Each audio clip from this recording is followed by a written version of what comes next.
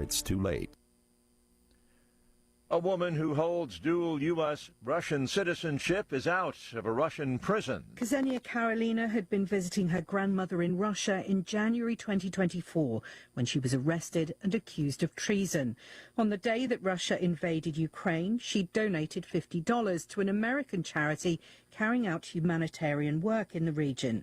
The Russian authorities said she'd sent the money to buy equipment and ammunition for the Ukrainian army. She pleaded guilty to the charges and was sentenced to 12 years in a penal colony, a sentence her American boyfriend called vindictive cruelty. That's BBC's Nikki Carswell. Ukrainian drone video viewed by the AP shows 4 Ukrainian soldiers who had surrendered being shot to death by men identified as Russian troops. The killing of POWs is a crime under international law. News and analysis at townhall.com. A tech giant hitting the brakes on some of its data center projects. Microsoft has announced it's pausing some of its data center construction, including a $1 billion project in Ohio. The company says it's halting early-stage projects on land it owns in Licking County, Ohio, outside of Columbus. Microsoft hasn't said what other projects it has slowed, but in late December it revealed it was pausing the later phases of a large data center project in Wisconsin. Microsoft still plans to spend more than $80 billion globally to expand its AI infrastructure this fiscal year, which ends in June. The company says it intends to allocate investments to stay aligned with business priorities and customer demand. I'm Mike Hempen. The number of dead in a roof collapse at an iconic nightclub in the Dominican Republic has surged to 218. One official says crews continue going through the rubble. More on these stories at townhall.com.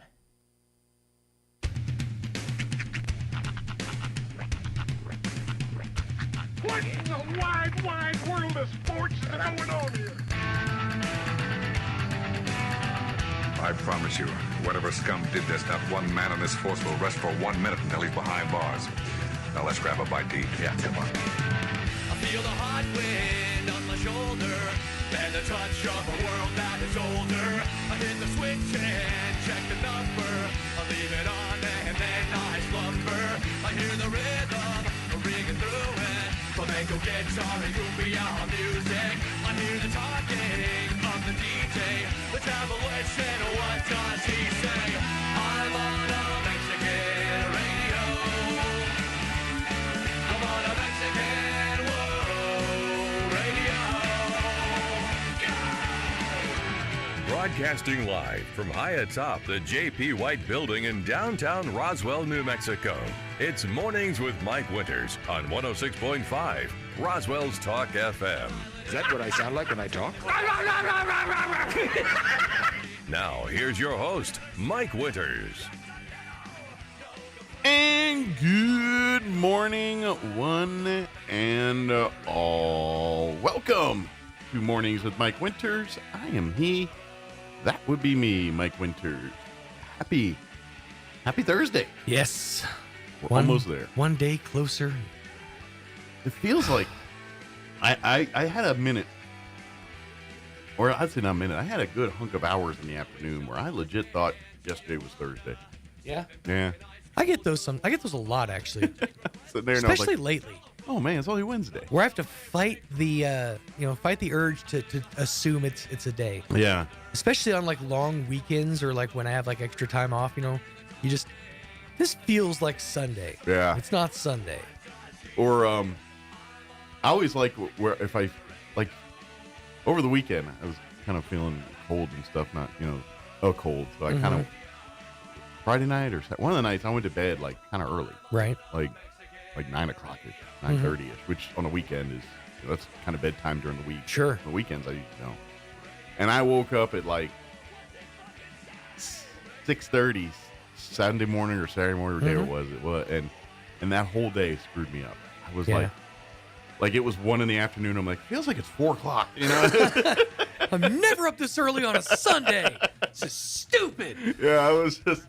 It was nice, but it was weird because you're like, oh, it's not 4 o'clock. It's only like 1 o'clock. Right. Sweet. So much extra time for activities. Yeah, but it was just that weird, because I'm like, I'm hungry. Is it dinner time? No, it's 3 o'clock. It's funny. I've reached a stage in my life where one of the best feelings of my entire existence is that moment when I wake up and I look at my phone and it's only 2-something a.m. I just go, yes, I can go back to sleep for a long time, not for 20 minutes and then up again. You know what's even better is when you don't, when you, like, this happened to me last night. I got up and I thought it said 4 something. So I went to go pee because that's what you do when you're my age. Yeah. And then I went back to bed and looked like, oh, it's only 1 something, not 4 something. That's the best. That was even better. Right. I was like, sweet. When it's 4 something, literally, and I'm getting up to go to the bathroom, I'm like, half the time I'm contemplating, am I just up now? Can I just hold it, or should I get up, or yeah? That usually happens when like if it's within 15 minutes of my alarm, I'll get up and I'm like, I can either hold it for 15 or and I'll lay there for a minute. I'm not gonna be able to hold it. All right, let's go. And then we start our day. You don't pull that move where you set the alarm 10 minutes later than it would have been, just to give yourself an extra 10 minutes on top of that. But my body has an internal clock. It won't. It wakes up. It just wakes up before my alarm goes off. Do. My brain sits in as soon as consciousness sits in. What's my what's the REM sleep? How long is a REM sleep? If I go to sleep now, am I going to wake up in the middle of a REM sleep, and is it going to mess up the whole day? Because if you wake up in the middle of not at the end of a REM cycle, you're cranky, you're groggy. That's my nap situation. Like if I have a good nap, where I'll go and go home, or I'll be like during the weekend or whatever, and I'll sack out in that chair, my recliner for half hour or an hour, whatever it is. Those are the ones I wake up. I'm like, where am I? Who am I? What day is it? Am I still alive? What's going on? I wake up to those just like, and then it takes me a full like 20 seconds. Okay, it's Saturday afternoon, and I fell asleep watching a show. You have to assimilate the situation. The worst, though, is when you, let's say, like, at your friend's house, or, maybe you're out of town, you're staying at somebody's house, and you nod off, or you go to sleep, and you wake up, and everything is different. Yeah. For the first 5 or 6 seconds, I'm like, what happened? Who had me? Who disappeared me? Can I at least get one phone call to my family? My problem is I do that, and then I wake up, and everyone's staring at you like you fell asleep. I'm like, yes, so? You were snoring. So? Shut up. I bet you were too. The one I'll never understand is, and I've known people to do this, people who say they're going to take a nap and they'll go to bed. Like if you go to bed, you're going to bed.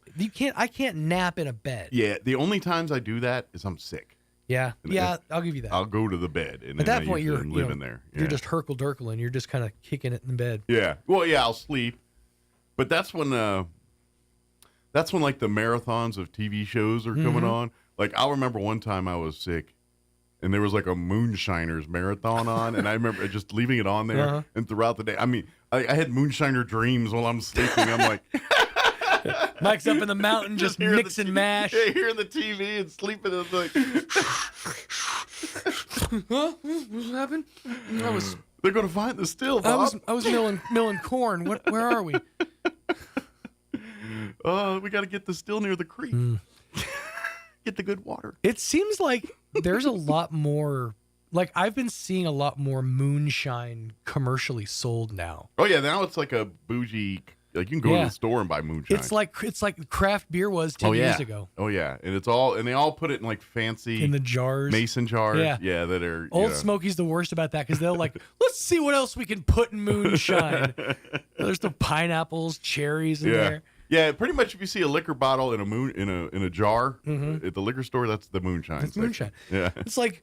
People used to like lay down their lives to make sure the shipment got to the next county. You know? Well, now I like that they try to make it like they put the cherry and they make it red and everything, and so, to appeal to a more mass audience. But I'm like, y'all don't know that's still moonshine. Yeah. You can make it any color you want, and put fruit in it. That's going to light you up. If you can hold a Bic over a jar and it lights a flame, that's definitely going to be it's like you could girly it up all you want. That thing's going to light you up. Right.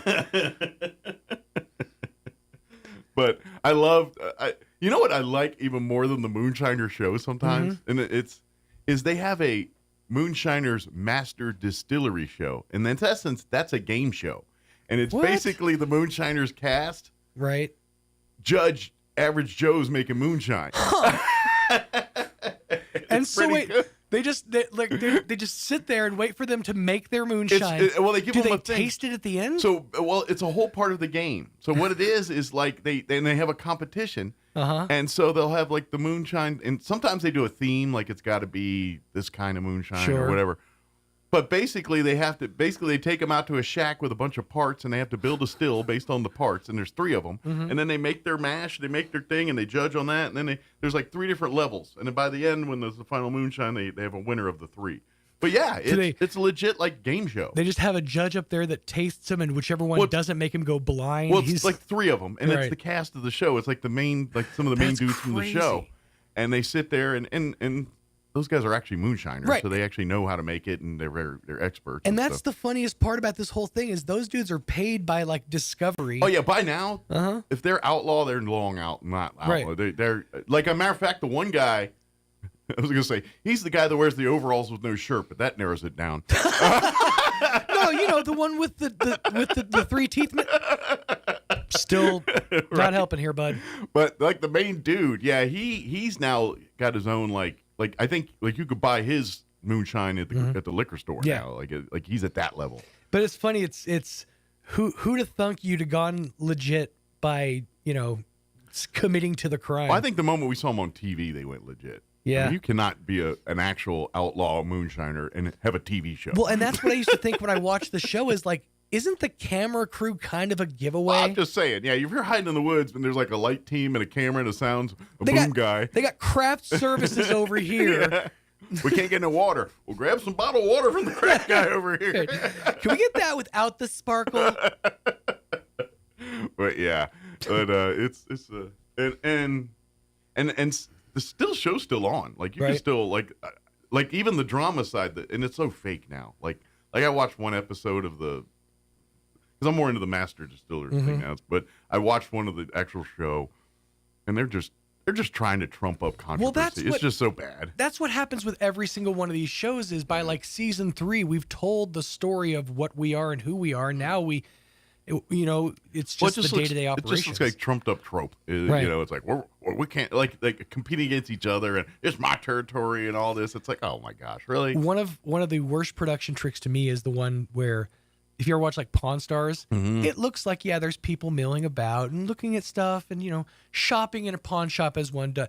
You go there, it's just a line of people. Oh yeah, I've been there waiting to get it. It's not. I've been there. Then they sell more T-shirts and Pawn Stars accoutrement than actual. I mean, they have like you see the sections in the I've actually been in there. That's why I know exactly what you're talking about because I've seen the 2 sections that you see on the show all the time that they film, but the rest of it, like at the time I went, they had the Jeep in there, that old Army Jeep and all that. They probably moved. This was years ago. Yeah. But a matter of fact, the day I went, Chumley came out and sat there, literally leaned up against the wall. Everyone went, ooh, ah, and then he went back. So that was it. So probably should get the show going. Yeah, probably should. Let me give you a rundown first off. Here in just a few, we're going to have an interview for you. We had Jason Burke join us with VFW Post 12184 and Stacy Vandy with Roswell Honda. And, of course, they've got their Honda Classic coming up here April 25th, 26th, that weekend. And of course, Honda's Classic every year. This year they're going to be helping the VFW Post in their charity. So we had an interview conversation with them, so we'll play that for you here in just a few. Yes, indeed. In the 8 o'clock hour, we're going to replay our interview we had with John Amistey and Vinny there talking Gypsy Jazz, which is this Saturday at the Liberty. Great conversation there. You'll want to check that out. And then Crystal Noble at the Humane Society will join us in the 9 o'clock hour. Gives an update on dogs and cats and all that good stuff. Very good. And then we'll do all the newses and all that and whatever else we can come up with today's show. But first, your weather. It's going to be nice and warm and just like I would say summer for most, but spring for us. I'm meteorologist Steve Hamilton with your Pecos Valley weather. No big changes to the overall pattern, except it will be getting pretty hot Saturday and Sunday. Mid-80s for the afternoon high today and lots of sunshine. Overnight it'll be clear, light wind, upper 40s, and then we're expecting low 80s on Friday. It may be a little bit breezy, but it should stay sunny. Then things get pretty hot Saturday, mid to upper 90s and sunny. We're around the low 90s and sunny Sunday. That's your latest forecast. I'm meteorologist Steve Hamilton. Thank you, Steve. Currently 49 degrees here in Roswell. Humidity's at 64%, and winds currently out of the northeast at 7 miles per hour. Yes, sunny mid-80s today. Northwest winds 5 to 10 miles per hour. Overnight low of 51 tonight under clear skies with east winds 5 to 10. And then sunny and 83 for tomorrow. East winds 5 to 10 early, out of the south 10 to 15 for the afternoon. And then in the 90s for the weekend. Sunny 98, pushing 100 on Saturday, and breezy and 96 on Sunday. All right, 7:18. We're going to take a quick break, and then we're going to play our interview with Stacy from Roswell Honda and Jason from our VFW Post 12184. Don't go away. At Richland Motors, it's never been easier to sell or trade your current car, truck, or SUV for a newer model to hit the road in. Even if you don't purchase from Richland, they want to buy your vehicle for top dollar. But if you do buy from Richland, don't forget, they're the home of the powertrain warranty for life. That's a whole lot of confidence for you. See Richland for details. 2nd and Sycamore and 1309 Southeast Main. The Eastern New Mexico University System is proud to present One Eastern Day, sponsored by J.P. Stone Community Bank on Thursday, May 1st from 4 to 9 p.m. on the campus of Eastern New Mexico University, Roswell. Come join ENMU for a family fun night featuring food trucks, inflatables, info booths, and live music by Roswell's own Grupo Maldad from 7 to 9 p.m. Bring out the whole family May 1st to ENMU Roswell and join us for One Eastern Day. Visit roswell.enmu.edu for more information. Eastern New Mexico University. Student success, that's what we're about. When the power goes out, Central Valley Electric Cooperative linemen respond. No matter the time of day or night or weather conditions, they always show up to get the lights back on. The next time you flip a switch, take a moment to remember those who make it possible, the linemen who ensure we have reliable electricity. CVE would like to thank all linemen for their courage and commitment to powering our communities, not just on Lineman Appreciation Day, but every day. This is the time of year we can get all 4 seasons in just one day. Hi, this is Ben Manette from Roswell Seed Company. 1 minute you're sweating in the sun, and the next minute you've got slush in your shoes. But that's winter in Roswell, and after 127 years, we're starting to get used to it. It's too early to plant very much, but you can fertilize pecan trees, spray for dandelions, order your bees, and pick up a new seed catalog. So come see us at Roswell Seed. Like Jim Gill would say, enjoy the warm days, but don't go far from the fire.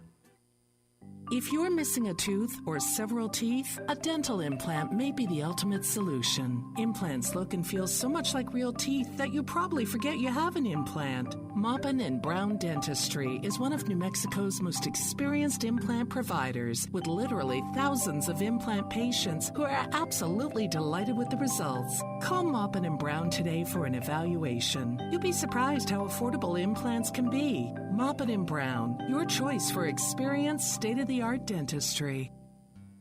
Minister and author Bob Russell once said, "Just because someone plays Beethoven badly doesn't mean Beethoven was a bad composer. Just because someone lives the Christian life poorly doesn't mean that Jesus isn't worth following. God doesn't ask you to be like Christians, He asks you to be like Jesus." Love that quote. I've been told by those I encounter in our community that won't go to church because they've met some supposed Christians and they've seen how they act and talk and maybe even run their businesses. They see Christians as hypocrites. Well, guess what? We're a mess. We aren't perfect. Sometimes we don't act how we should. Most Christians I worship with are trying to do the right things for the right reasons. But what really sets us apart is that even when we fail, we're still forgiven and covered by the saving grace of our perfect Lord. So stop looking for a perfect church. Go worship a perfect God with a flawed people who need grace as much as you do. Join us at the Country Club Road Church of Christ for worship at 10 a.m. on Sunday, located on the corner of Country Club and Washington in Roswell. Here's a Mornings with Mike Winters fun fact. Linen can absorb up to 20 times its weight in moisture before it feels damp. Now, you don't have to get up in the middle of the night to go to the bathroom anymore. Here's Mike Winters. And welcome back to the morning show. And joining us in studio this morning from our VFW post here in Roswell 12184, Did I say it right, or did I miss a number? 12184. Every time I do it, I'm like, hold on. It took me 6 months to remember what the number was. I got to be honest. I got to relate back to my 90s Beverly Hills 90210 days. So I got to go 12184. So, like the very first state conference I ever went to, they do a roll call of posts. Yeah. And I'm like, okay, what post am I? I'm 12184. Just keep listening for 12184. And then they didn't say 12184. They said like, what they said like 1218 or like what? I'm like, who is that? Oh, that's me. I'm here. Right. Well, maybe do it afterwards, and maybe that might help trigger it. But, anyway, Jason Burke with us with VFW Post 12184 and Stacy Vanderweer with Kremlin Auto Group as well here. Good morning. Good morning. How's everybody doing today? Doing great. Nice. Good deal. Yeah, gorgeous spring weather. It is. This is New Mexico. You get all your weather in the span of if you don't like it, it changes 3 minutes later. I hope it does. Of course, for folks not familiar, our local VFW post here is quite active here in Roswell. You might see them over at Texas Roadhouse from time to time or at various things around town here. But one of your kind of big tentpole events is coming up here that you guys are gearing up for, and one of your bigger fundraising events for your season here right now. And time to bust out the golf bags and go out there and whack some balls around the golf course for a little bit. Yeah, so we got this golf tournament coming up here. It's the Roswell Honda Classic. Okay. So this year it's a little bit different. Okay.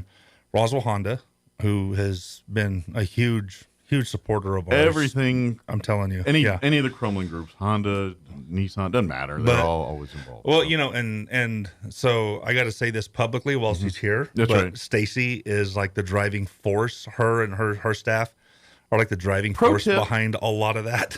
She's not going to like me saying this, but if you need an event organized in town, she's a pretty good person to help get that. Amazing. She probably don't want the workload, but I'm just saying if you need someone. She's really good at what she does. So Thank you. That's supposed to be our little secret. But thank you.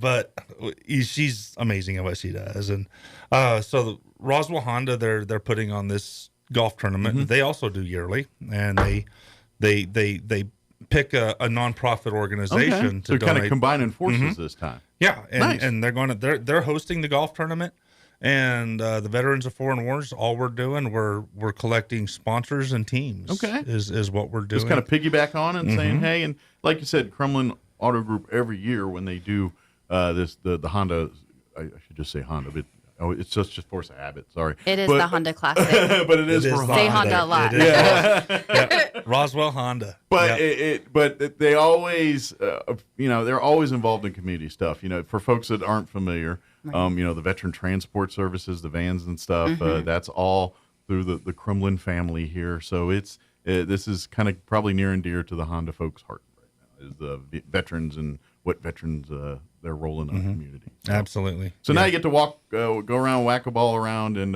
help veterans here locally. It's a good deal. Yep, that's coming up in April. That's April 26th and 27th. All right, it's a couple weeks away. It's going to be a 2-day thing. And we're looking for sponsors. Okay, so we can still get sponsors. And absolutely. All right. Yeah, so most definitely.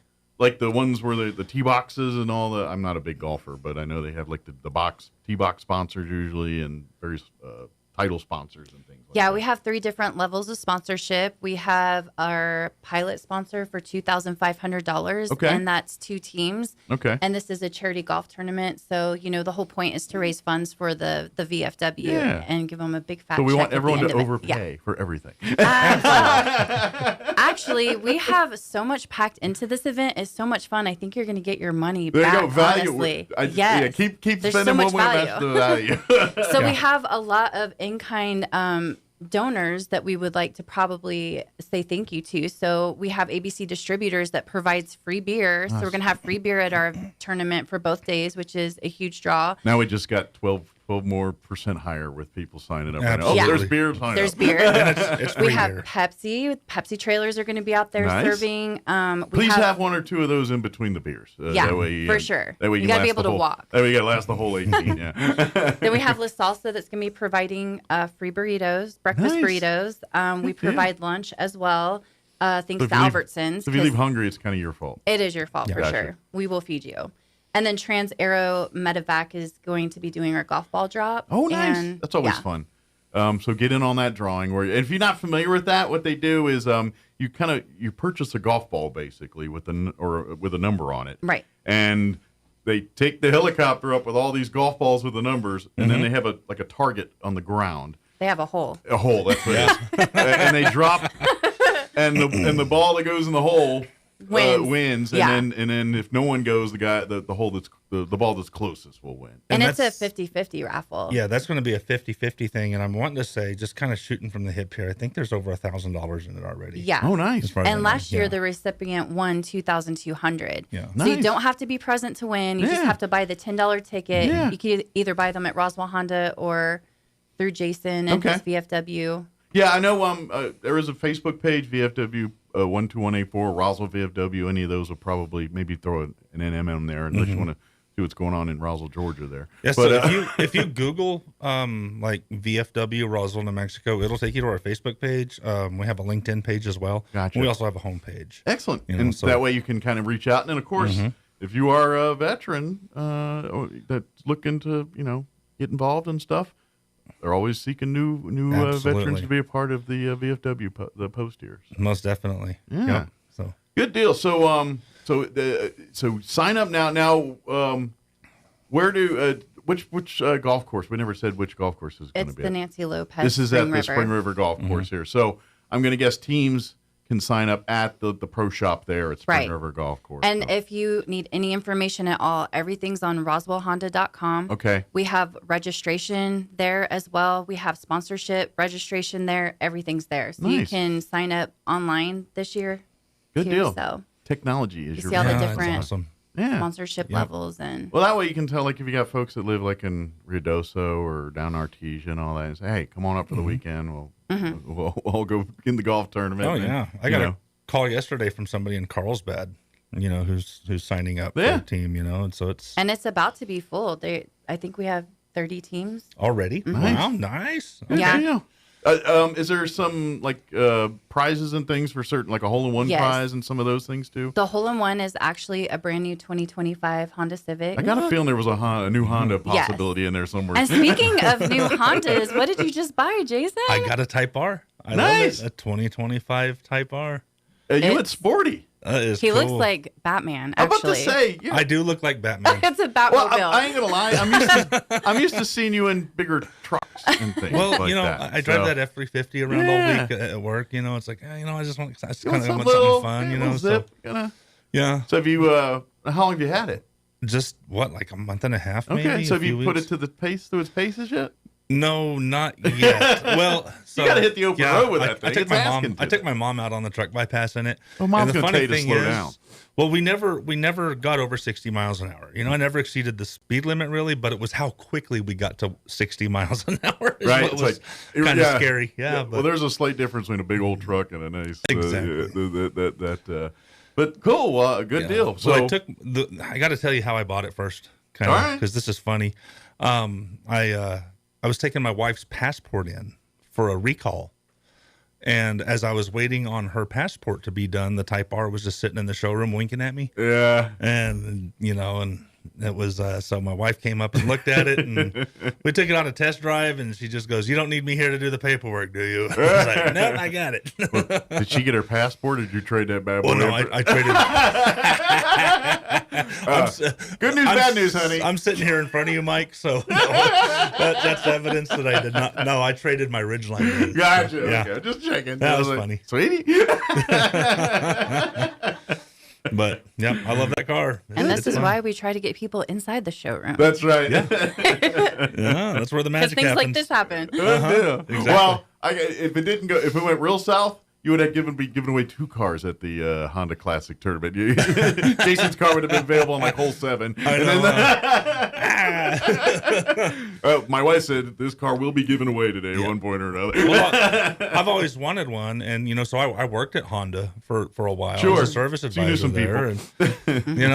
and I saw a Type R there, and like ever since I saw it, I was like, that's my dream car. I want one. Right. So, If here you we go. work there long enough, you will buy several Hondas. Oh yeah, Oh, yeah. I'm sure. Yeah. It's So- but cool. Well, good for you. Well, I guess we're talking it up now. You're going to have to put it on display at the golf tournament somewhere. I'll make it a place of honor in the parking lot.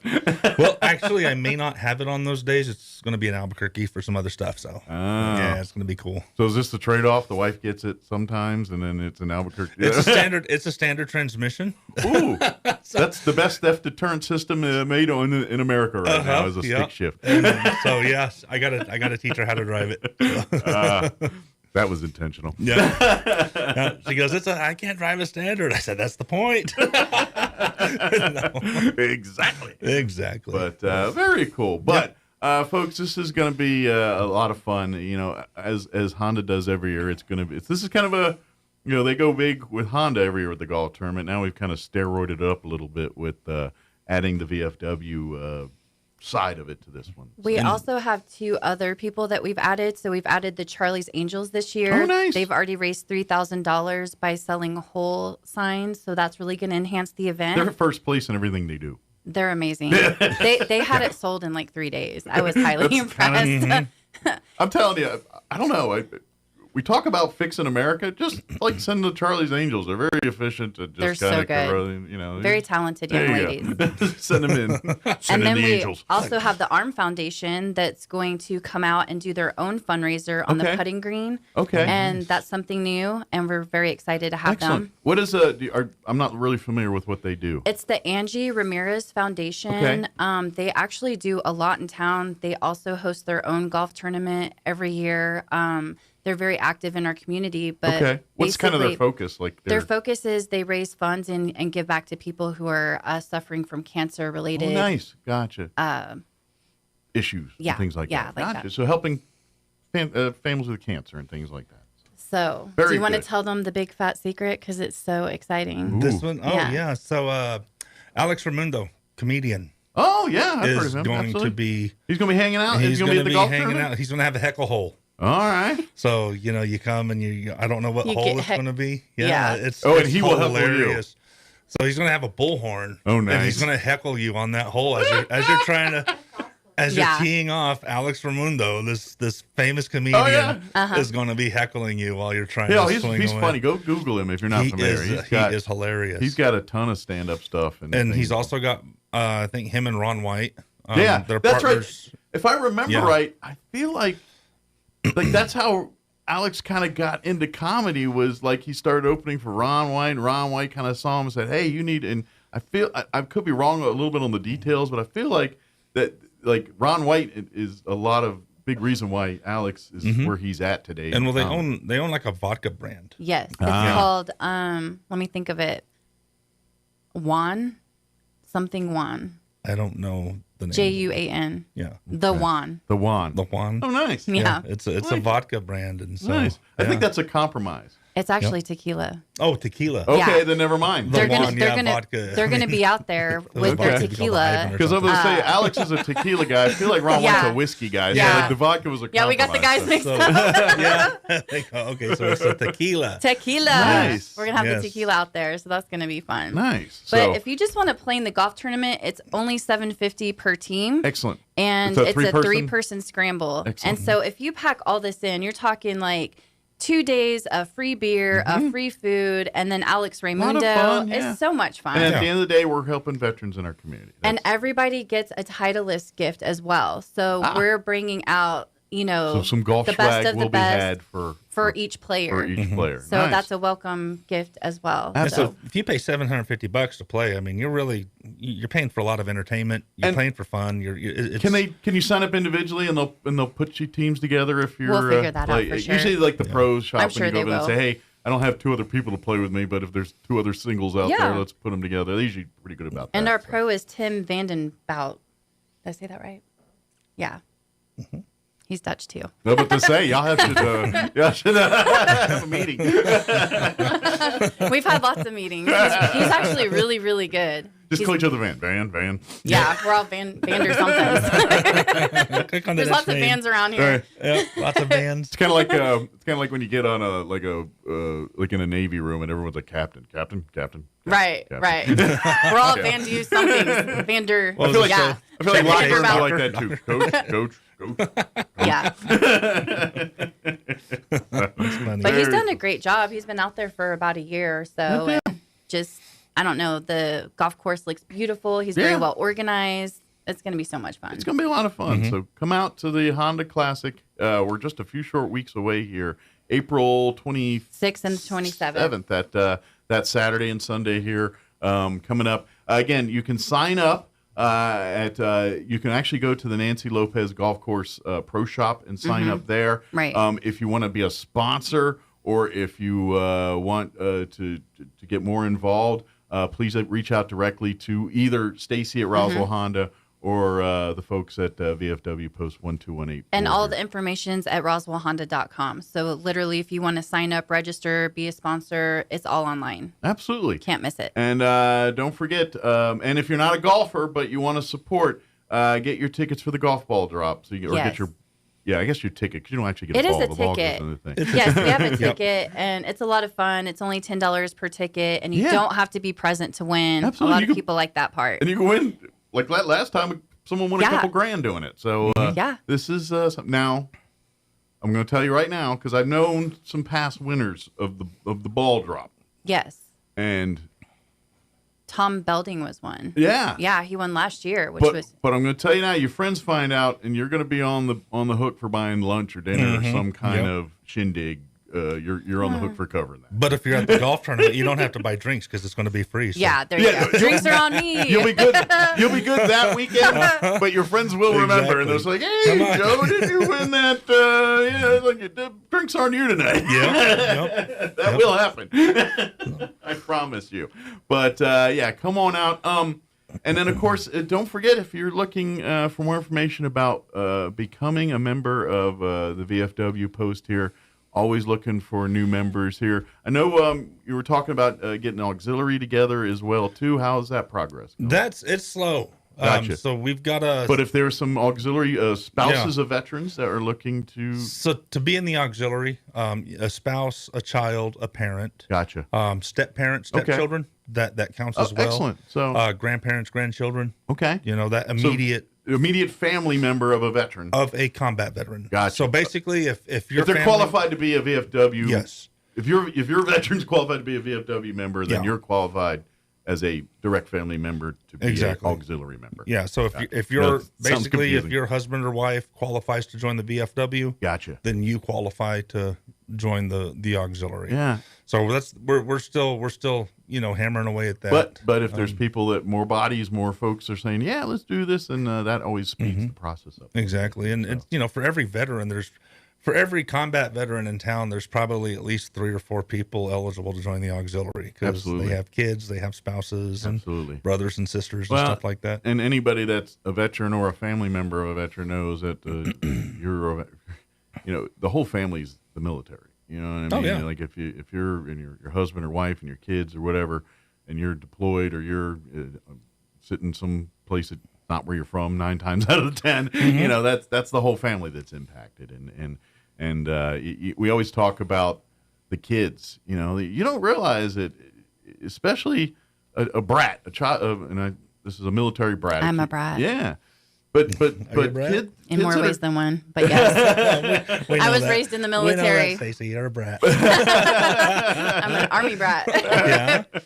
But kids that grow up, the problem is there's a good and bad, because generally those children are more worldly because they see places that especially they get sent overseas and things like that. They do kind of get a bigger picture of the world. But that being said, it's really hard to make friends and establish relationships when you're moving every year or two. That's very true. And so it is kind of a double-edged sword for brats growing up and stuff. So really, auxiliary and stuff is really support groups. As much as it's a social group and all the service group and all that, it also is that own personal support group where people that can relate to some of the things you've experienced have also experienced. Yeah. So. Absolutely. It's kind of a family. I got a couple of other things here too that I'd like to mention. Yeah, absolutely. So April 12th, there's going to be a Governor's Veterans Advisory Council. Okay. At 9 a.m. out at ENMUR. Excellent. In room 48. Okay. Also, April 26th, the same day of the golf tournament, we're also going to have a Veterans Appreciation Day as well. Oh, nice. It's going to be pretty neat. It's just something small that we do to appreciate local veterans and stuff like that. We'll have a booth set up, and they can, and we usually do something nice for the local veterans. Little say thank you, little Absolutely. swag to say thank you. Yeah. April 26th, 27th, of course, that's going to be our golf tournament. And so what we're going to do after the golf tournament is we're going to help out an organization called Combat Impact Outdoors. Okay. And that organization is actually ran by one of our past national commanders. Okay. Who's from New Mexico as well. Nice.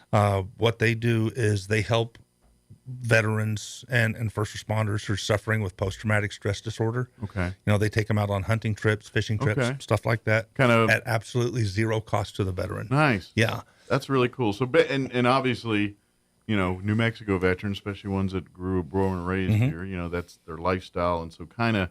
Oh, yeah. New Mexico veterans, they've helped veterans from Texas. Yeah. Veterans, and we've had this conversation in various points on this show so many times, that veterans sometimes don't respond the way, like some, when you get, sometimes you can make more headspace over over a conversation with a fishing pole or you know what I mean, or on horseback, or the beer. I mean, and this is what and that's why these organizations are so great, because sometimes, the more clinical you get with a veteran, the more turtle they're going to get. Exactly. And so, there's something therapeutic about being outdoors, being outdoors, hunting, being, just being out there.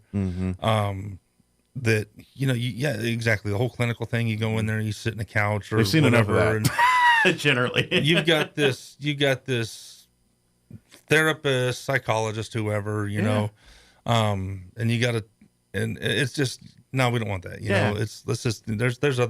There's other ways. And so this is where they kind of focus is really, all right, we're going to take them outdoors and get dirty and solve some stuff. Exactly. Basically. Yeah. Very cool. May 3rd is our VFW Day of Service. Okay. And so this is going to be one of our 125th anniversary things. Okay. So what we're going to do, the old putt golf course behind the Chaves County building over on on the Southeast south Main. end of town there, South Main. We're going to plant 8 trees out there. Okay. We're going to plant one for the VFW, and we're going to plant one for POW MIA. Okay. And then the other, how many branches of Army, Air Force, Army, Marines, Navy, and Space Force. Yes. Okay. Yeah. Coast Guard. So, don't forget the reserves. Coast Guard. Yeah. So we're gonna plant 8 trees out there. Right now we need 6 sponsors. Okay. I know we're going to plant a tree. The VFW Post, we're going to sponsor a tree ourselves. Gauntlet's been thrown. So we need 6 sponsors to plant these trees. We're looking for about $500 a tree.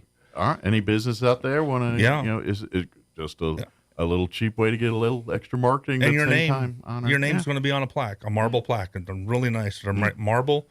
We're going to put your name on this marble plaque in front of this tree. Nice. So maybe if you're a business owner, or even just an individual, you don't have to be a business owner.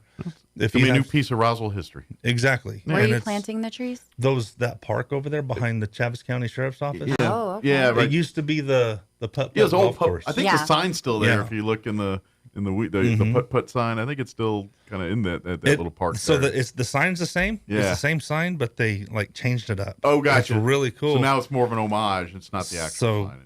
What I think would be cool is if you're an older business owner in the city of Roswell, it's going to be planted out there at the putt golf course.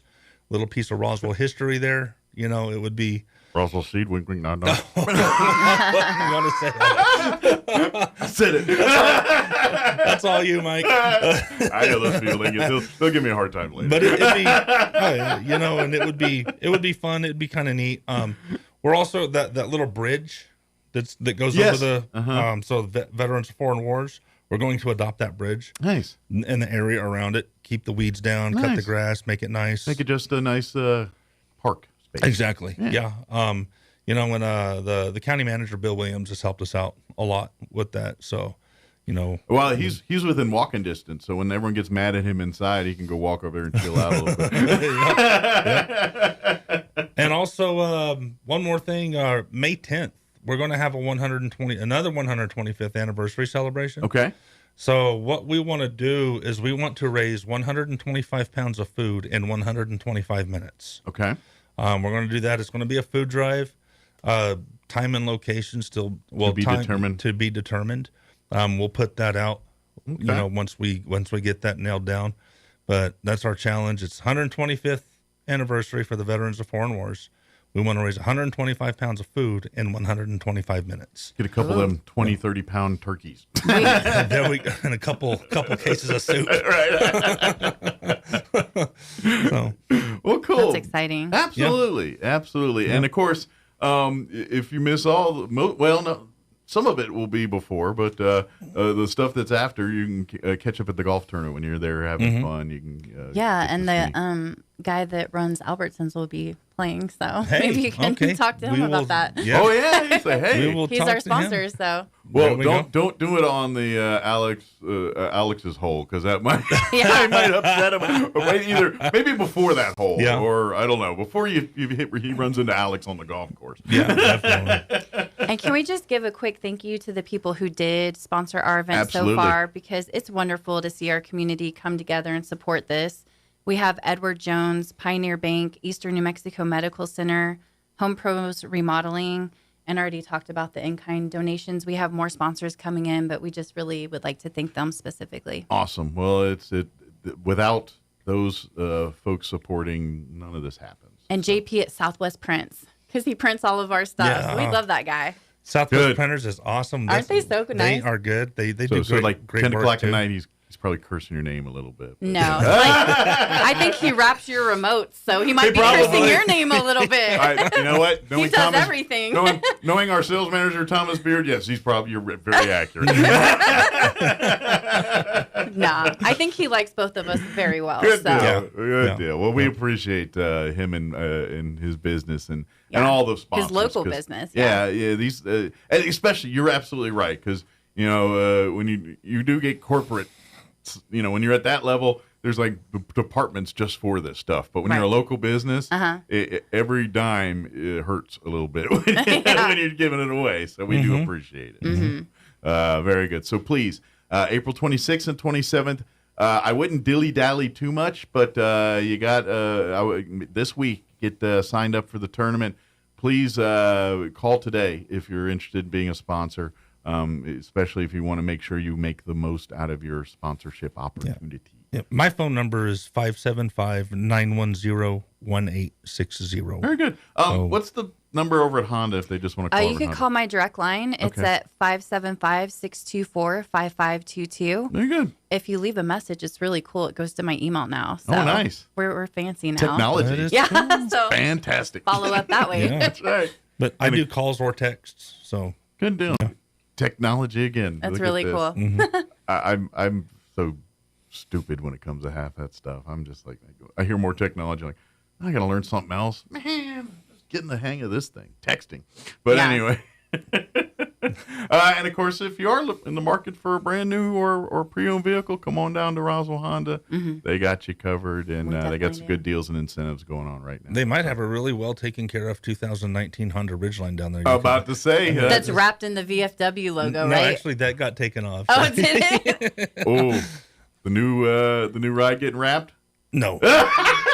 You can't. Why not? It's a Batmobile. You I know. cannot. It's It's cool. That's why I'm beautiful. saying it. I'm like, come on. Maybe in a few years, it's like once that paint starts to wear. Hopefully, it does. It'll never wear. It's a Honda. It's a Honda. How dare you say I that? might do like a black wrap. It's like let's just go with the same color. If I am fellow post members, give them a hard time. Why ain't you wrapping that thing? Why, They you already don't love us? already You don't have. love us that much Already now? have. What's up? Yep.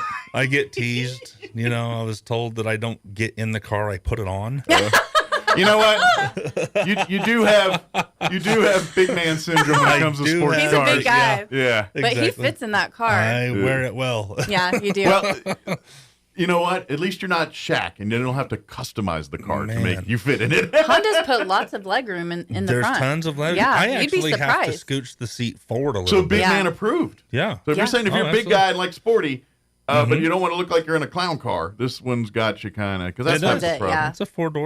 When you got to open the Yeah. sunroof to stick your head out. I mean, I've had myself and 2 other adult males who are both over 6 feet tall in that thing. You know, one in the back seat, one in the front seat. Oh, in the back. See, that's the key. I don't know how comfortable he was, but he said he was good. So I'll have to Well, take his all word I know for is it. most sports car back seats, if they have one, are generally glove box size. Yeah. But No, there's lots of room. I'm also 6 feet tall, so I know. And you're back there too. It's like, I stretched out. But anyway, come on down to Honda if you're looking for a vehicle, and please join us here for the Roswell Honda Classic Golf Tournament, April 26th, April 27th.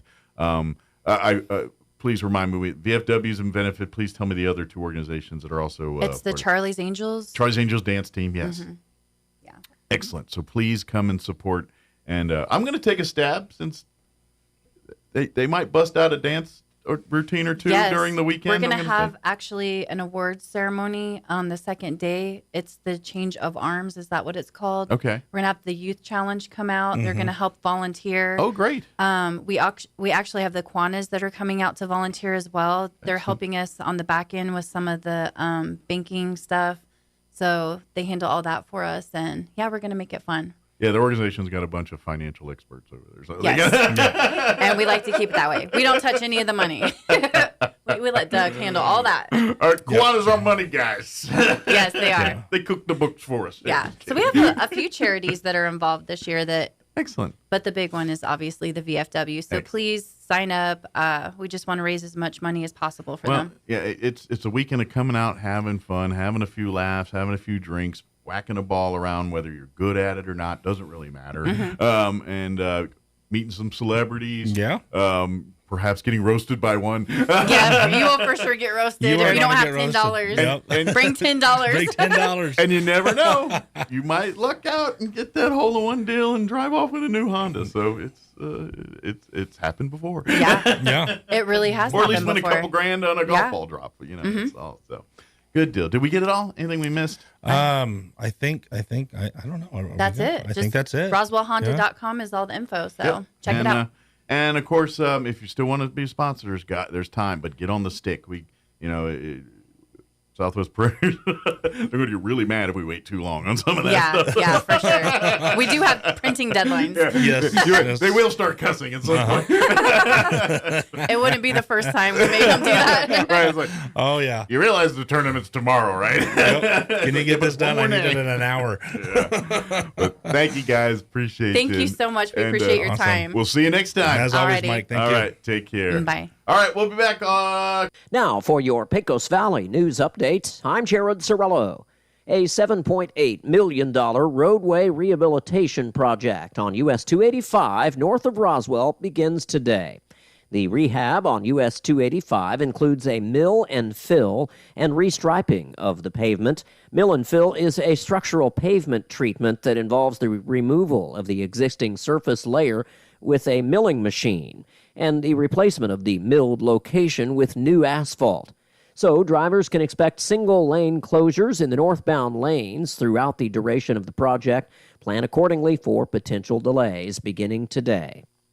And the New Mexico Department of Game and Fish says it has secured a bright future for the Rio Grande cutthroat trout. The effort culminating in the U.S. Fish and Wildlife Service recent decision that the species does not warrant protection under the Endangered Species Act. The Rio Grande cutthroat trout is New Mexico's state fish. It's native to high-elevation streams in New Mexico and Colorado, including watersheds of the Canadian, Pecos, and Rio Grande rivers.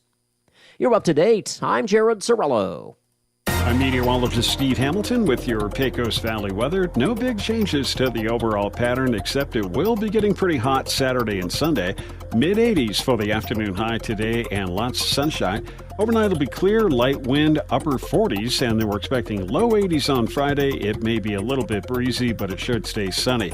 Then things get pretty hot Saturday. Mid to upper 90s and sunny. We're around the low 90s and sunny Sunday. That's your latest forecast. I'm meteorologist Steve Hamilton. You have an app on your phone you'd rather keep to yourself. Maybe it's for work. Maybe it's something personal. Whatever the case, here's a quick way to hide it so no one can find it.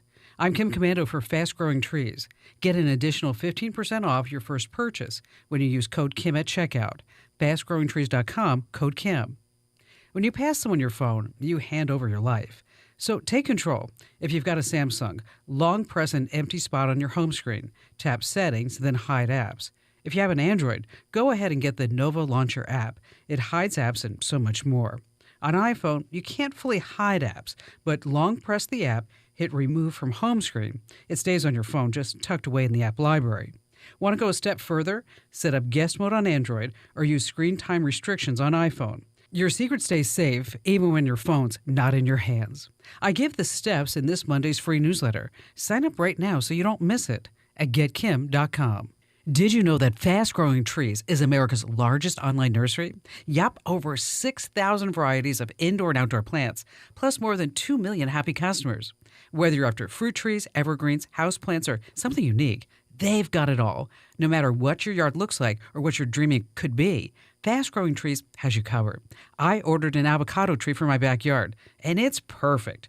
No green thumb, no problem. On top of their Alive and Thrive guarantee, they offer free plant consultation forever.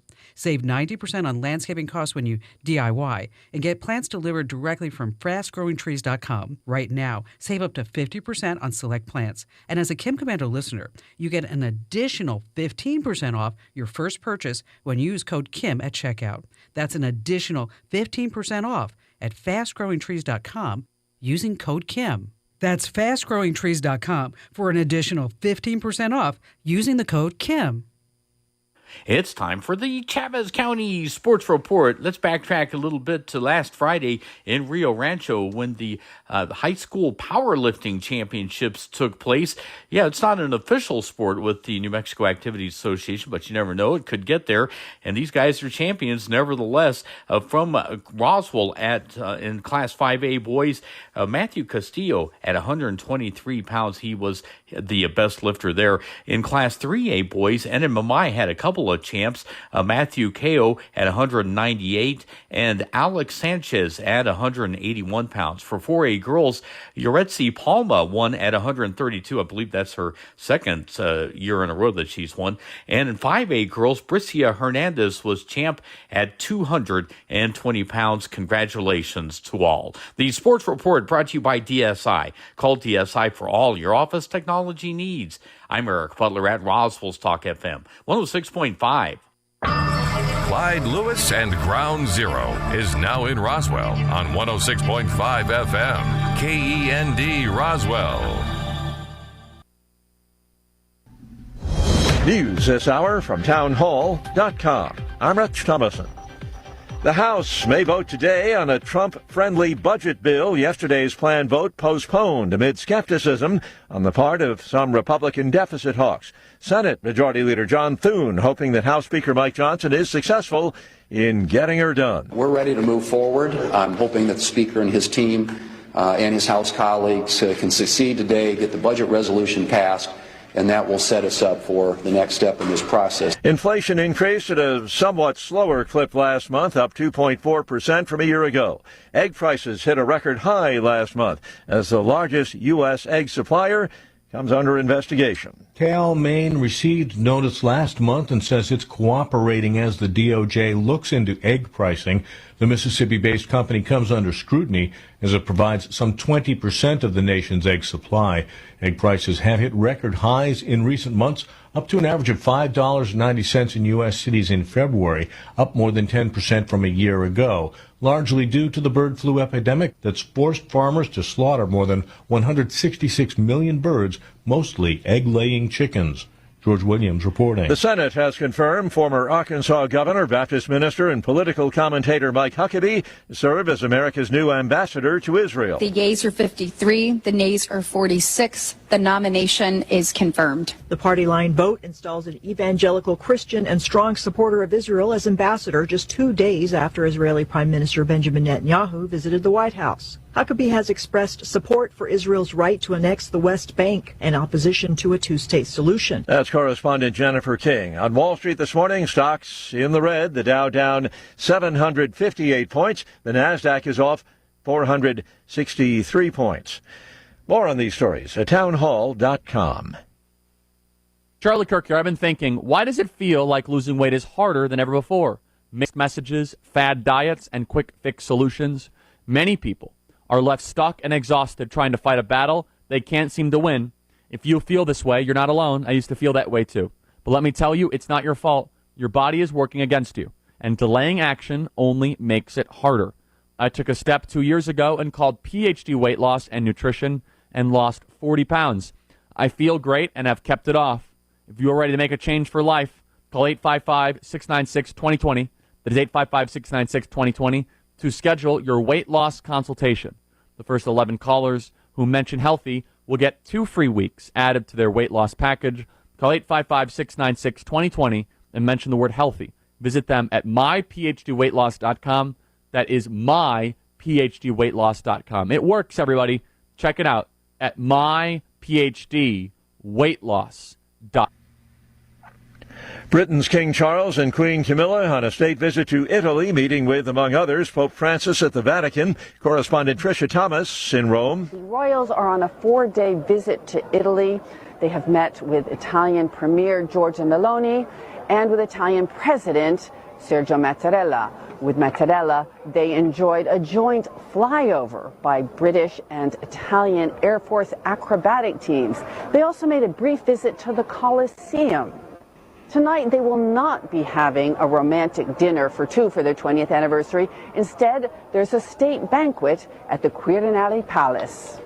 Tricia Thomas at the Italian Parliament in Rome. South Korean opposition leader Lee Jae-myung, widely seen as a front-runner in a presidential by-election triggered by the removal of President Yoon Suk-yeol last week, has officially announced his presidential bid in South Korea. News and analysis, townhall.com.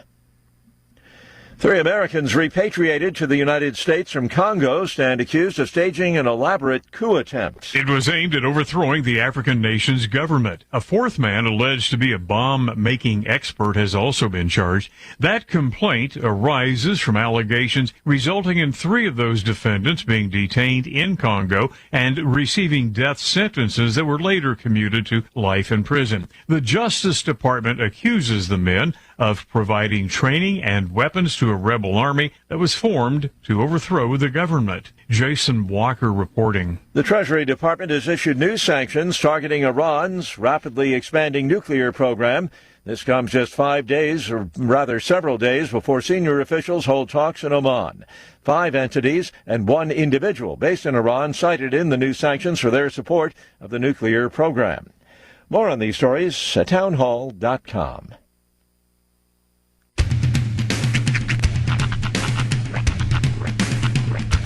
What in the wide, wide world of sports is going on here? I promise you, whatever scum did this, not one man on this force will rest for 1 minute until he's behind bars. Now let's grab a bite to eat. Yeah, come on. I feel the hot wind on my shoulder and the touch of a world that is older. I hit the switch and check the number. I leave it on and then I slumber. I hear the rhythm ringing through it. Flamenco guitar and cumbia music. I hear the talking of the DJ.